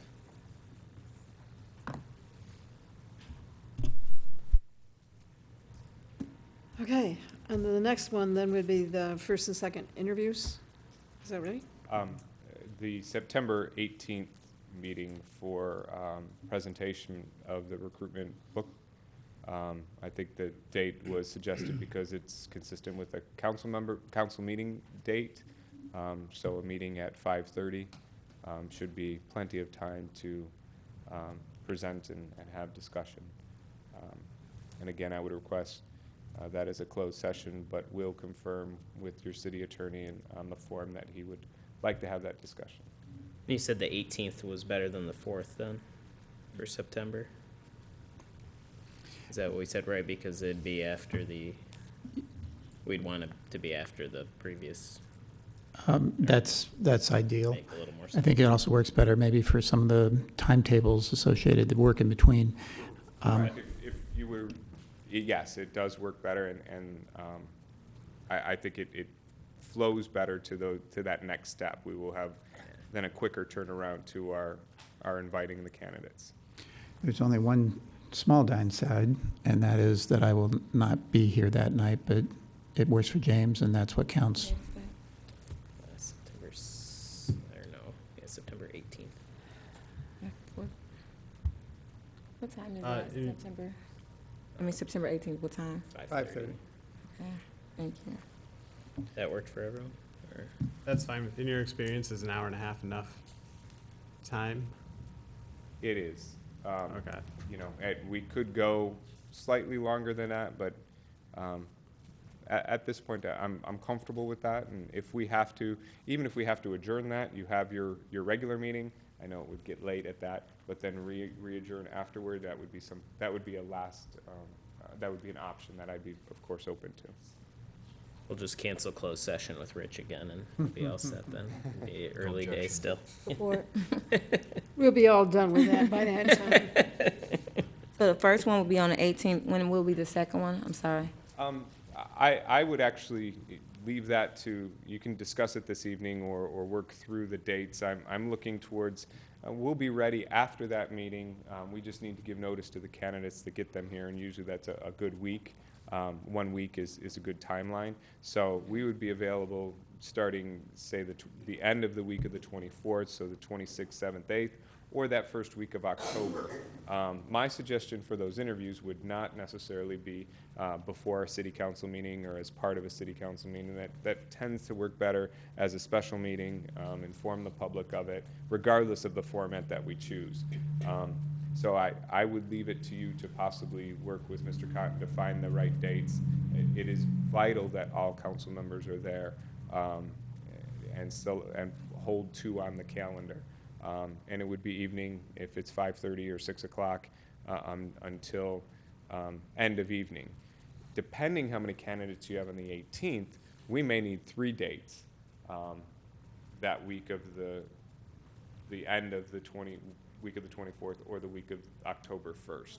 So my recommendation at the moment is maybe to work with Mr. Cotton. He can facilitate some dates those 2 weeks so that we can pick 3 and put a reserve on them. Also open to weekends and interviews on a Saturday. If that council is open to that, that would not be something that I'd be concerned about. And candidates, if they're available and don't have other plans, don't mind that either. So generally we do them in these evening meetings, but I want to give all options. I thought the weekend worked pretty well. Last time I was real comfortable setting. I felt like not just first thing in the morning. And Yeah, I mean, I don't feel a need to kind of like set it right now. No, I don't either. So I think those are things that we can set as we go along. Yeah. Because it But depends just, on. I know it's hard to coordinate calendars, so the sooner you start to engage in those discussions, the better. But you are correct; it's not this evening. So the only thing that might interfere is MML convention is coming And those dates are September 20th to 22nd. So everything so far fits within that schedule. Yeah, we're avoiding that. Well, So we're not setting the last one. No, we are. And then also, I'm having surgery on my foot on October the 1st, but I will be here if I have to walk with a walker or an electric wheelchair or something. The only request I am making is that 5:30 on the 18th, if you haven't taken action on that yet. We already approved that, I think. Okay. Yeah. The Didn't we? 5:30? On the 18th? That was for this, For item this- 2. Yeah. No, that was for the 6th on The the 6th. half-day. Okay. I'll make a motion to schedule a special meeting on September 18th at 5:30 PM for the purpose of considering city manager applications. Support. Move and support. Any further discussion on that date? All right, I- please call the roll. Oh, sorry, I just wanted to say, I think until we have the applications, we don't even know if anyone, I assume someone will want confidentiality, but the closed session issue, I think we can tackle later. Yes, and I am certain we will have candidates requesting confidentiality. So we can begin to plan for that now. Oh, sorry, I think I confused everyone then. I thought we already agreed on that. I was moving to the next. I thought we did too. Okay, so sorry. Okay. I mean, I'm happy with the closed session. I just don't know if we can do it if confidentiality has not been requested. That's where it's an issue, because you have two groups then. Sure, and we have had that, and some private sector candidates choose to not check the box. Most public sector candidates do choose to check the box because they understand what it's asking them. And what we do in that case is, if there are 5 candidates that did not request confidentiality and some number that did, the 5 that did not, we would hold them either before or after as an open session discussion for their qualifications and your desire to include them in the interview process. For those that did check the box for confidentiality, those would be the only ones discussed in closed session. That would be how we'd handle that. Okay. So, motion already? Right. Yeah. Right, sounds good. I don't know if there was We support. didn't vote though, did we? Or support, yeah? Yes, I have a support. Yeah. I just don't have a vote yet. Aye. Councilmember Kleinfeld? Yes. Councilmember Lucido? Yes. Councilmember Owens? Yes. Mayor Pixley? Yes. Councilmember DeMonico? Yes. Thank you so much again. So then we're not setting that last date is what we're agreeing though. So that's the part I didn't know. Well, that September is going to be really busy. Yeah, I mean, we can set it now for all I care, but if no one Yeah. else wants to, we don't have Or to. rather, I had already set it in my calendar since it was already in here. You better So now enjoy August. I just got done enjoying right now. Right. In the next week, we'll get out some possible dates that make sure they work for James and for the staff, and get it to you and see if they work for you. So wait, so we said 8-2 at 6 for the first one, 9-6 at 4:30, and 9-18 at 5:30, Yeah. right? Okay. And Cardi, see if you had one of those city calendars, you could just write that on. No, it'd be I'll pull out my phone now. Okay, and then council, the other thing that we have to think of too is that Mr. Cotton contract needs to be extended out at the next council meeting on August 24th, because his time is, we only voted him to be here until August 24th. So we would need to extend it Oh, okay. Okay. till October. Sure. By October. Okay, let's move on. Are we ready? I think so, hopefully. Let's move on to item E, which is the introduction and first reading of ordinance number 1154, which amends Chapter 50 related to zoning, Article 3, General Standards, Section 50-23. Do we have a motion, please? Madam Mayor, I motion to introduce and give first reading to ordinance number 1154, which amends Chapter 50, zoning, Article 3, General Standards, Section 50-23, changes and amendments to provide new review standards for rezoning requests and schedule the ordinance for second reading and consideration for adoption at the City Council meeting on July 24th, 2018. Moved and supported. Please call the roll. Madam Mayor? Whoop. Just a one small change on the proposed ordinance, and this would be under subsection D, review consideration, subparagraph number 2. The planning commission has deleted all of the language after the word adopted, so it should read number 2, have conditions changed since the zoning ordinance was adopted, question mark, and then the remainder of that language would then be deleted.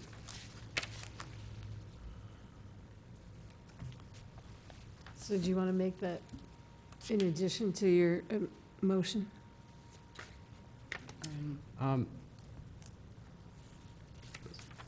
I supported it. It doesn't matter to me either way. Was there a particular reason that if there was a mistake in zoning, wanted to be removed? I don't recall the reasoning for the planning commission. Mary might be able to assist. I just noticed that in the motion that was made by the planning commission that was approved, that language was deleted. But I don't recall the specific reason. I think Mary's shaking her head too. Well, we have Jeff here. He's like, huh?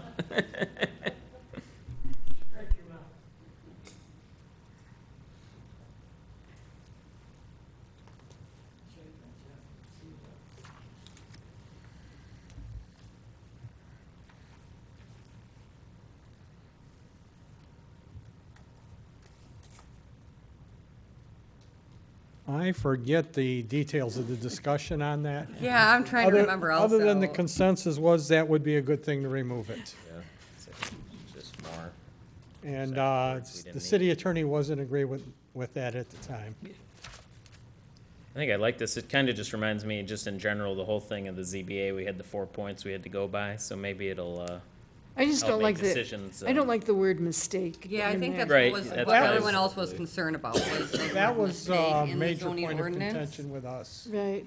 So, I don't, I like it without it. Yeah, so I'll amend my, my motion to remove, under subsection D, part 2, to end, to just say, have conditions changed since the zoning ordinance was adopted, question mark, and remove the last part of And I what's will there. support that. And you'll support that. Please call the roll with those changes. Councilmember Lucido? Yes. Councilmember Kleinfeld? Yes. Mayor Pixley? Yes. Councilmember DeMonico? Yes. Councilmember Owens? Yes. Item F is the introduction and the first reading of ordinance number 1155.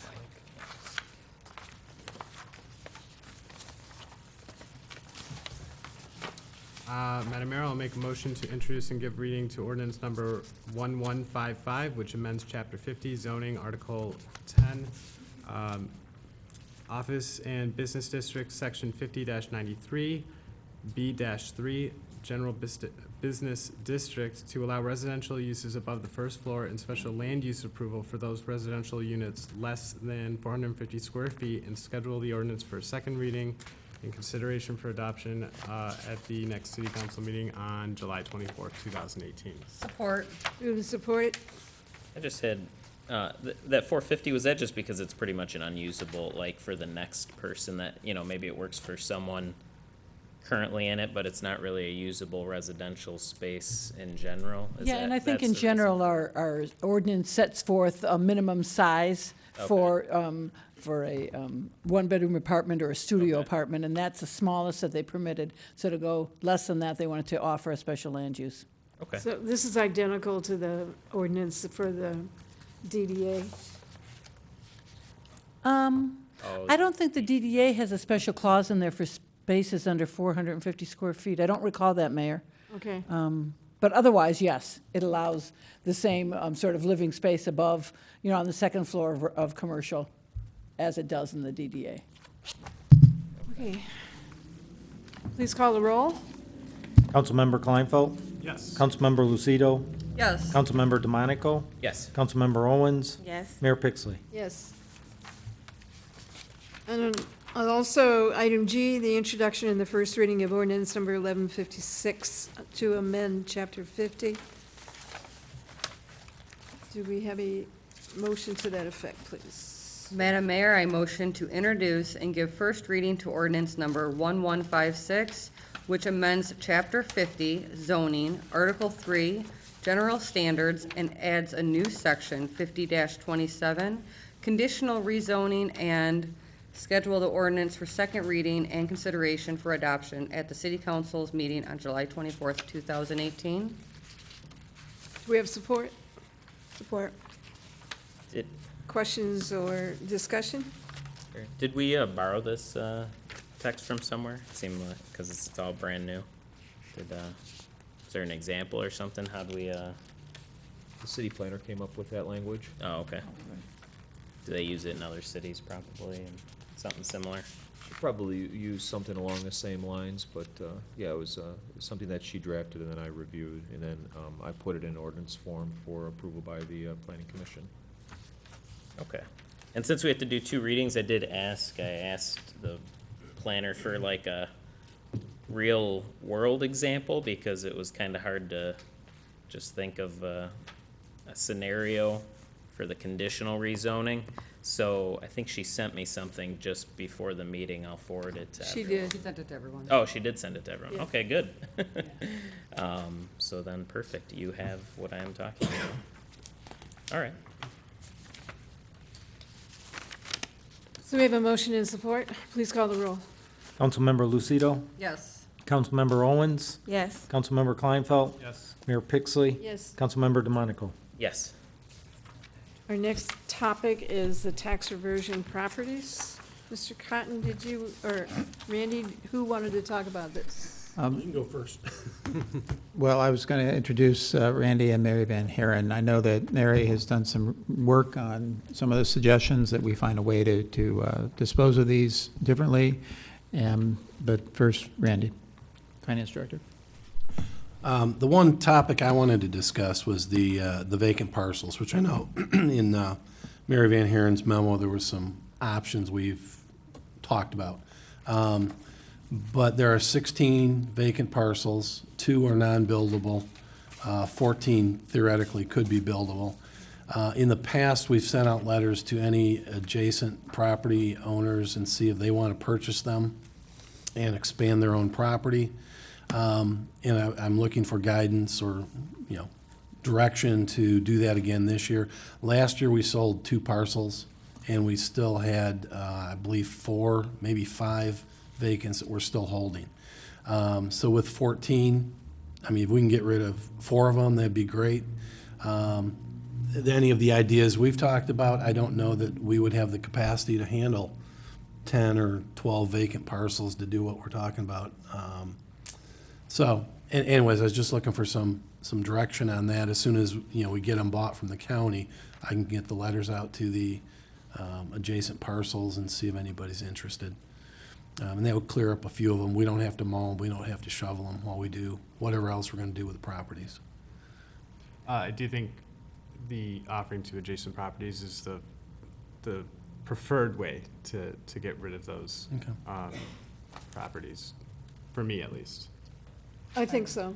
I agree. Because it'll make that one parcel a little nicer. It does.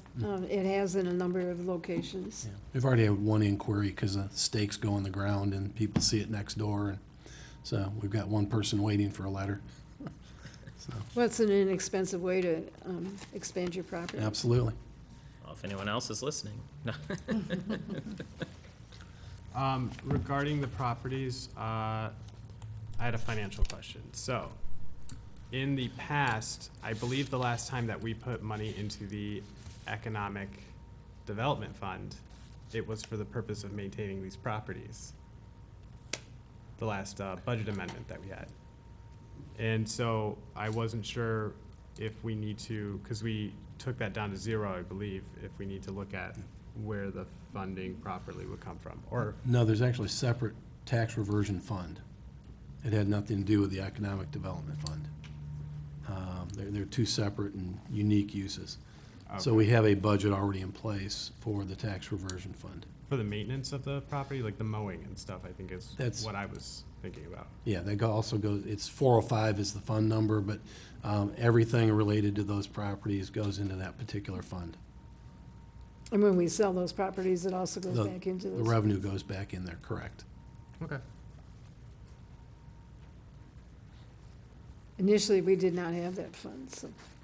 Now, just in general, with what we're gonna do with these homes, assuming we approve this motion, were we going to discuss that at all now, or at a future meeting then? If I think there was discussion about like St. Clair Shores does a committee. I know that's something I'd be very interested in researching, what other places do, and actually come up with a policy that we could officially put in place so that there's a fair treatment of what we do with the properties. That has been a very successful program over there. It's just like Habitat. You fix one house up, and the whole neighborhood fixes up. I guess that actually brings up another question, the policy of allowing employees to purchase at cost. There seemed to be some concern over that last year that maybe you didn't want to continue with that policy. If not, you would have to rescind the policy. Otherwise, it's still kind of in effect. And Well, just to be clear, I don't think the policy we have is at cost. That was never something that we had part as a policy. It was just like right of first refusal for them to kind of like do their own bidding among themselves. That's not how we did it last year. Last year, I think it was first come, first serve, but I think that was just kind of a mistake in how the policy was carried out. Right, I kind of agree. My only concern with the way we did it last year is not everyone has access to receive that information at the same time to make the claim feel Right. even for everyone. You know, you're a police officer and you're on the road, you're not checking your email to be able to get the email right away. So I think we'd have to come up with a way to make it more fair for everyone if we do offer it to city employees before everyone else. And then, do we have the qualification that they have to live in it for a certain Right, period of which time? I think is already That is in the Right. policy. in the policy right now. I don't think that we put that in the as part of the transfers when we, I think you can put it right in the deed normally, that condition. And I think we do have to do that because otherwise someone might just buy it, flip it, walk away, and then, I think buy it and live in it for a certain period of time. yeah. Right. But, And then at what cost are they purchasing the property? And what happens if you have numerous people applying for it? well, that, my understanding was always that there should still be a bidding kind of thing that goes on in a closing date. It's just there would be a smaller pool first if the employees got to bid among themselves first. Okay, as long as that's the way it's happening. minimum bid of whatever our cost is or Right, something. and then. Oh, yeah, Yeah. absolutely. Right. Otherwise, everyone's gonna say $1. Two, I'll give you two. 16 people later, $16. Yeah, right. Yeah, just remember that happened in 2008. You could buy 1 million houses for $1. But maybe. So were you saying a committee, though? Because, there's a but lot maybe of- if we have a committee, they can consider kind of like all those issues and then bring a proposal to council for a collective decision. Otherwise, we probably have an hour discussion here, Yes. at least. All right, Mr. Cotton, you're going to make the committee? Are there volunteers? I'll volunteer. I'd like to I was gonna say, work with it. yeah, I think, Did I hear, down here, did I see someone? I was saying I knew Mike would. I think Mike would be a great one. Okay, so we have Mayor Pro Tem, I can volunteer also if we do want another person. Councilmember Lucida, Mary, Randy. Sarah's worked in real estate before, so that's good. I'm interested, so I might stick my head in, but I think the E4 are in good shape. And maybe Randy Altimus, since he's been dealing with those, or Randy A or Randy B. You almost escaped. Actually, I think Randy B would be I was beneficial trying to because with of finance. elections coming up. Elections coming up. And once All we right. get our hands on them, it'd be, we should just go in and do an assessment of them and take a quick look and see what we bought. Yeah. So, So either Randy or I will represent your other If you're viewpoints. talking assessing, you might consider the assessor Oh, yeah. in the community. Got it. I live in a church. Well, I guess we should motion then to actually purchase them. I'll motion to authorize administration to proceed with the purchase of the 2018 tax reversion properties within the city of Eastpointe from Macomb County in the amount of $345,156.39 pursuant to Public Act 206 of 1893, and authorize the deputy city clerk to execute all necessary documents related to the acquisition of these properties. Move support. Please call the roll. Councilmember DeMonico, Yes. Councilmember Owens, Yes. Councilmember Kleinfeld, Yes. Mayor Pixley, Yes. Councilmember Lucido. Yes. All right, let's move on to payroll and bills. Madam Mayor, I will motion to approve payment of the bills in the amount of $2,856,914.96. Support. Move and support it. Any questions? Please call the roll. Councilmember Kleinfeld, Yes. Councilmember Lucido, Yes. Councilmember Owens, Yes. Mayor Pixley, Yes. Councilmember DeMonico. Yes. Move on to the second hearing of the public. Does anyone wish to be heard? Mr. Creech.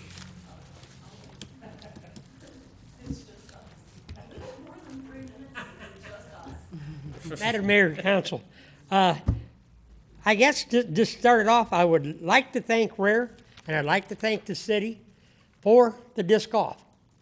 I was over there the other day, and I walked the first 9 holes, and I'm done. It's too hot. I mean, I don't care what anybody says. Those guys over there, I thought they were going to die.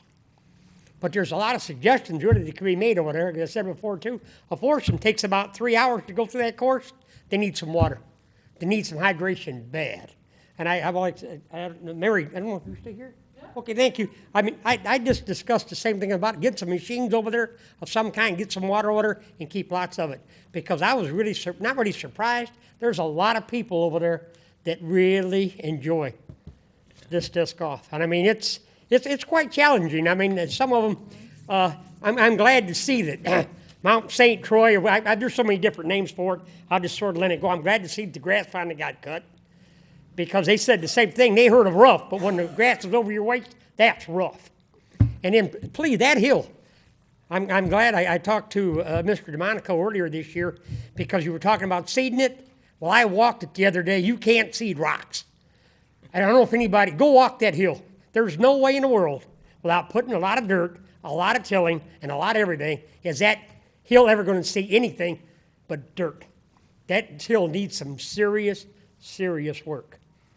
And as far as that goes, Mr. Cotton, I appreciate what you said about the shuffleboard, but if the council doesn't care, and I don't think Mary cares, I'll go about it in a manner to see if I can get those shuffleboards at least serviceable or workable to where at least somebody can play them. Because I said, I've worked on the 2 at Kennedy. I'll do a little bit more work if it's even a few dollars out of my pocket. I would appreciate it if someone can help us out in getting some used equipment. Because as I said before too, St. Clair and I said between St. Clair and Warren, but now Warren's totally inside. St. Clair Shores is all canopied, and they've put a lot of money in theirs. That's why people are still playing it. Right now, it's just too hot. Like I said, I wouldn't even go over there, but I appreciate the forethought, and I appreciate Mary working on it too. But I said, if it's only $3,000, somewhere along the line, believe me, we got 8 courts. Then we got nothing. I mean, what good is 8 shuffleboard courts when you can't even play on them? And I say, I appreciate, I'll talk to Rare and see if there's any way in the world, and they're going to, it's going to have to go through the council and somehow to see if we can put some inside shuffleboard courts. Because I don't know, as I said before too, if they say that building belongs to us, but let's see if we can get together now with the council, not putting any pressure on them or something like that, and see if we can get some indoor shuffleboard. You know what I'm saying? All it takes is put it on the floor. I mean, it's not that it actually takes, you know, it takes a little bit of engineering and the rest of the stuff, but over there they got 3 beautiful courts. You break it down and they've got the time, they've got the gyms, they got the air conditioning, and they've got people, we got senior citizens over there. Please, let's offer this city and their people and the kids everything, because I said, ever since I hurt my knee, I'm getting older. I used to be a person that really did a lot of things, Will. My capacities and my facilities and my everything is slowing down. And I'm gonna need a little bit of help on all these other people too. But if you've seen those senior citizens over the day at St. Clair Shores, when you watch a guy get out of a wheelchair and get up and play shuffleboard, I watched a guy get out of a wheelchair and get up and play bocce ball. I tell you what, it's unbelievable what these people will do if it's offered to them. They asked us today, the gentleman come over there and asked me today, please go to Rare, talk to these people. They have horseshoe tournaments, shuffleball tournaments, bocce ball tournaments, and these people show up. They want us to come over. Matter of fact, this one gentleman's going to come over to Rare, hopefully at our next meeting, and talk to us about it. He wants to introduce it. Like I said before, too, they offered me. For $40, I can go over to St. Clair Shores, and everything they've got, they'll offer me. We can't even the same difference about it. It costs us $35 just to get in our physical fitness center at Rare. I apologize, people that said, I don't want to, as I said, I'll come down off my pulpit and the rest of the stuff. But please, there's a lot of things that shouldn't be that hard for us put back together in our parks. Please take care of that hill over there. Put some grass on it. We've tried it one time and all ran off. But go take a good look at some of the things that I'm talking about. And if you possibly can, keep every vehicle off our walking path. I don't want to go through this too much more time. Every time I go, there's a vehicle on there, and that asphalt, as hot as it is, it's just busting it all to pieces. I'm starting to lose what little bit of sanity. I can't, there again, too, and please, this is on my last note, the Hurricanes had a football game over there 2 weeks ago, Saturday. Out of 5 handicap parking spots, not one car had a handicap on her. I have a handicap on my wife has a handicap. And I couldn't even get in there. This is crazy. I've asked this for the last 3 years. It's our parks, it's our recreation, it's our city, and it's time. There was 2 reserves standing right next to me. We walked out there. You know what they told me? I can't do a thing. They went back. They made a report. My name was on the report. That's not the first time you've heard this from me. I did get the city to put up 2 new handicap signs, which is great. But I'd like to get, especially Memorial, there's 7 handicap parking spots there. Please get a sign put up that says cars will be towed. Thank you, Make it Mr. real simple. Creech. I appreciate it. Thank you.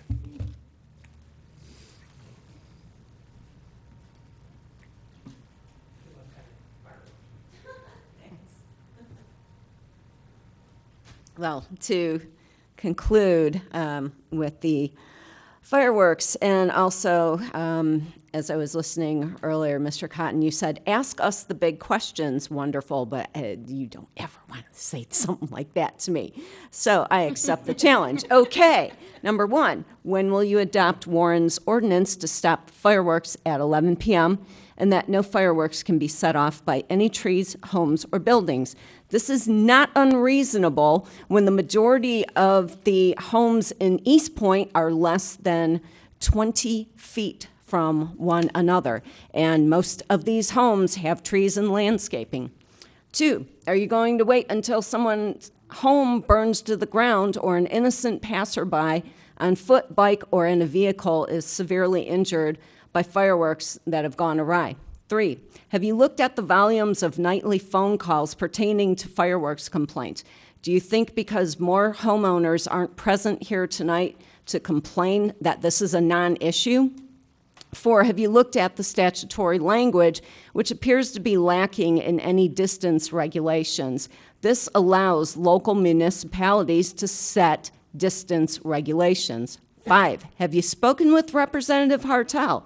Have you asked him about the volumes of complaints he's received from angry constituents fed up with this inane fireworks law? 6, would you want to be kept up every night for weeks on end with fireworks going off every night past 11 p.m., past midnight, past 1 a.m.? Would you want to babysit your house so that it's not caught on fire by some reckless individual? 7, Will you also incorporate into the ordinance the language pertaining to fireworks debris? Borrow from the nuisance tenant ordinance. Make the language so that it will read, "No occupant nor guest shall cause or leave upon any fireworks debris on any property or any streets, or will be subject to a fine, whatever the fine is for littering." Honestly, if I had my way, it'd be a $500 ticket. If they can drop hundreds of dollars on fireworks, then guess what? You get to pay a $500 fine for leaving fireworks debris all over the properties and the streets. The following day after the 4th of July, I was on my way to work. I was behind 2 DPW flatbed trucks that were loaded with fireworks debris. They had to go around the whole entire city cleaning up their mess. There's no excuse for that. And also incorporate this into the nuisance tenant ordinance. The last thing I want to add in real quick is the city manager's salary. The entry-level salary for obviously new attorneys ranges as low as $53,000 to $89,000. I'm sorry, a city manager does not deserve to make more than that salary. Our education costs far more than the education for a city manager. Thank you. Thank you, ma'am. Anyone else wish to be heard at this time? All right, let's move on to mayor and council report. Let's start with Mr. Kleinfeld tonight. Well, I hope everyone had a happy and safe 4th of July and enjoyed themselves. I got to go out and see my family in Montana, so I had a great time. And I would like to say congratulations to my grandparents who celebrated their 60th anniversary together on the 28th, which is impressive. Yeah. So, and I look forward to working on these committees these commissions we have going forward. I'm kind of excited that we have enough volunteers that want to get engaged. So that's all I have for tonight. Ms. Lucido? Yeah, I hope everyone's enjoying their summer. I know I have. My family and I, we went on vacation in Niagara Falls in New York City, and we had a great time. So I'm happy that everything went smooth while I wasn't here, and that there was no issues. I didn't receive any phone calls from anyone, so that's always nice. Not in the middle of the night. Right. Yeah, no phone calls in the middle of the night, so that's always an advantage. So I hope everyone else is enjoying their summer also. And that's all I have for this evening. Ms. Owens? Well, I'm glad everybody is, some of the people left. Well, the people that were here, I'm glad they came out. I think most of them came in because it was cool in here. But the Carnival at Love Life was this weekend. It was amazing. I had fun, and it was an awesome time with my kids. And I got to meet a lot of new residents and people that I already knew. And it was awesome to have, a carnival like 5 minutes away from your house. So that was really, awesome. And I know we always talk about the parks. I was over a girlfriend of my house the other night who has a autistic child and was saying, why don't we have a area for autistic, like things for kids who have disabilities? And I thought that was an awesome, point, because we don't. And she said, I think certain cities have that, a section for disabled kids to get on swings or play and things like that. So maybe that can be a highlight in our parks. Also, I visited a new business called Coology, which is a co-working space. You usually see them downtown Detroit, so I was so happy that it was around the corner from me, so I was even happier about that. So I met with the owner of it, Felicia, and they have a lot of stuff that's going on. It's good to see a lot of new ideas coming to the city of Eastpointe. And also, I will start my Coffee and Conversations July 24th, Mr. Creech. So you can sit down, only for an hour, and you get 3 minutes, so you get an hour with me, July 24th. It will be at Donna's Restaurant on 10 Mile in Eastpointe. And also, last but not least, iFellows had their opening in the new building. I think it was 2 weeks ago, and grand opening and ribbon cutting. It was awesome. They also sent 15 kids to camp. They do a lot of things for the community. And speaking of camp, my kids went to Bible camp yesterday. They'll be back Friday. I cried like a baby. But now I'm kind of happy because I have a little time to myself. So that was, it was over and done with. They haven't called me since, so I guess, you know, I'm happy about that. So it was a lot of good things that's going on in the community, a lot of organizations that's giving back to Eastpointe, and I'm happy to see those things happening. And I want to thank Mr. Cotton for a lot of things he's had from ideas. I wish I could extend your contract a little bit longer than October, but that'll be something, that's something different. But yeah, I had to talk to his wife, exactly. So I might have to do that, but that's all I have. Mr. DeMonico. Thanks, Madam Mayor. Monique, you probably didn't want to offer that to Harvey. He's going to take every minute of that hour. But one thing I think you mentioned earlier in your first hearing in the public, Harvey, all the parks money that we were talking about, the money for the Memorial Park building, we were just instead allowing the Parks Commission to recommend something to us as opposed to just putting it all towards that building is what we changed at that last budget meeting. And then second, Shirley Peak was here earlier talking about the water. Actually just wrote recently a whole thing and at least a couple things I'm about to say in regards to what Shirley said. It's just my opinion, maybe not necessarily the whole council's opinion. I have cardydemonico.com. I posted on there too because there was a whole Facebook thread talking about the water rates, and some things people were saying weren't exactly true about what's just happened in the last couple of years with the rates, and other things were talked about too in the thread. Go on there, I have just go to news and it'll be there. But last year the rates were raised 30-35% depending on what you're ready to serve and things like that is. Ms. Peak didn't mention that because then we were talking about a 2.8 and a 3.2% water and sewer initial increase, I think she said 6%, and then it was 1% after we changed the water shutoff policy and no longer do that, and then we just said 0 until we do a study, third-party study on the rate. So anyone that's still listening to the meeting, that's essentially it. I put a few more details about how I personally thought on, again, just my name.com, cardydemonico.com. So check that out. And I am also, like Councilman Kleinfeld said, very happy about ACDC and the Parks Commission. We've got our Arts and Cultural Diversity Commission together. Parks, of course, approved today. No one appointed yet, but a full Arts and Cultural Diversity Commission. So that's very exciting. We even had more, actually we had a few come in these last few days, even a few more board and commission applications. So that was exciting. It was also exciting to see the people from the torch relay here, seeing Gail and Tyru, and glad we could give them their boards from that, and I was happy to actually make the full mile myself with Gail.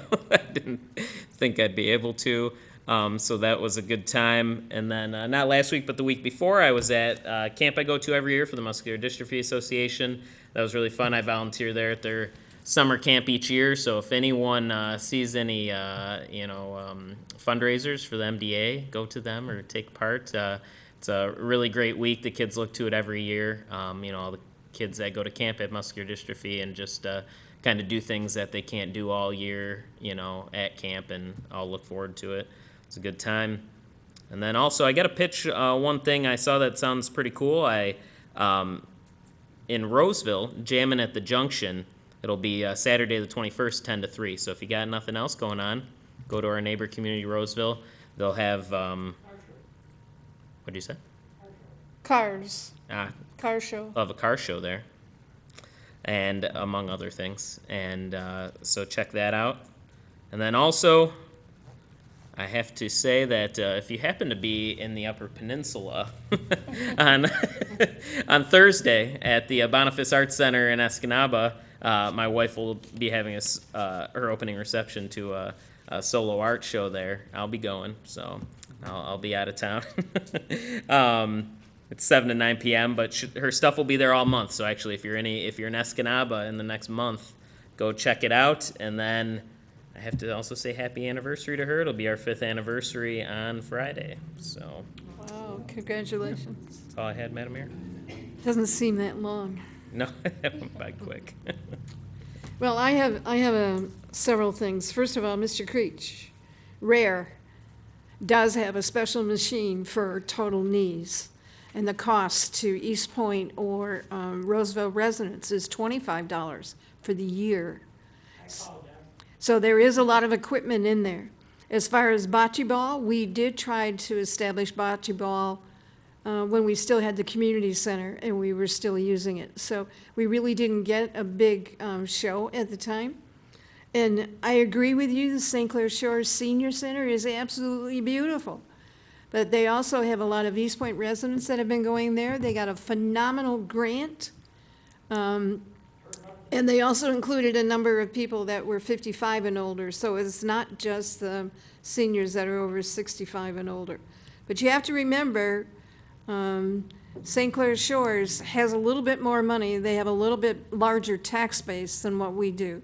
Our tax base for industrial is very small. In fact, it's probably less than 0.5% for industrial.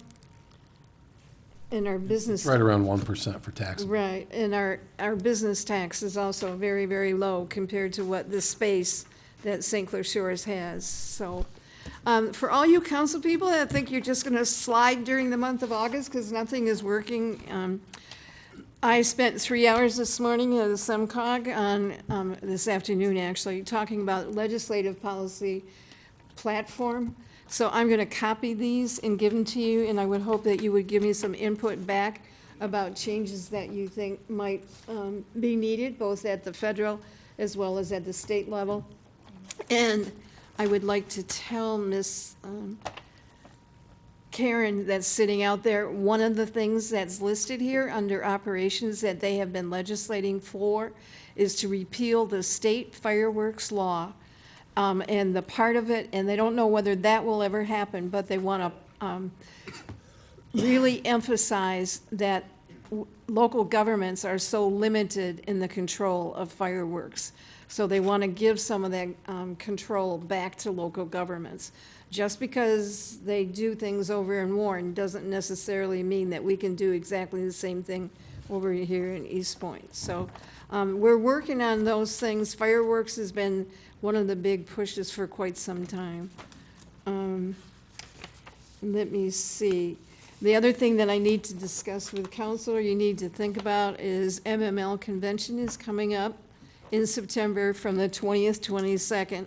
So you need to get with Linda and let her know as soon as you can whether you're going to be going, because the rate is different. It's $390 if you register before August 23rd, and it goes up graduated until the final thing is really pretty high and steep. And we did increase the budget for education, but we need to know who's going to go so that we can allot all of that. So Is there still hotel space in the hotel they're doing it? I'm sure you can't get hotel space. They reserve a number of rooms, and you can't get it till you register. Okay. So the earlier we register as a group, the better it's going to be. Can I just say right now I'm going? You can tell. You can tell. She shook her head. She's listening, but Yeah, I'm going. let me see what else. And I really want to thank you for your support with the SEM SD policy. That's the last thing, and I think that's going to eliminate so much of the problem that we've had in the last few years, hopefully. So it's been a long time to get to this point. And I guess that's all I have. I did go to the carnival. I went during the day, and I did eat. Somebody said they didn't eat. They had some phenomenal ribs there. Just phenomenal ribs. The carnival was really, really good. It was well controlled. Our police reserves were there, and they did an excellent job. It was very well planned out. It was probably one of the nicest carnivals I've been to. And I've been to a lot of them, having 5 kids. So, all right, I guess that's it. I will entertain a motion for adjournment, not even to close session. From here instead of that room? So moved. Support. Move to support, please call the roll. Councilmember DeMonico? Yes. Councilmember Kleinfeld? Yes. Mayor Pixley? Yes. Councilmember Lucido? Yes. Councilmember Owens? Yes.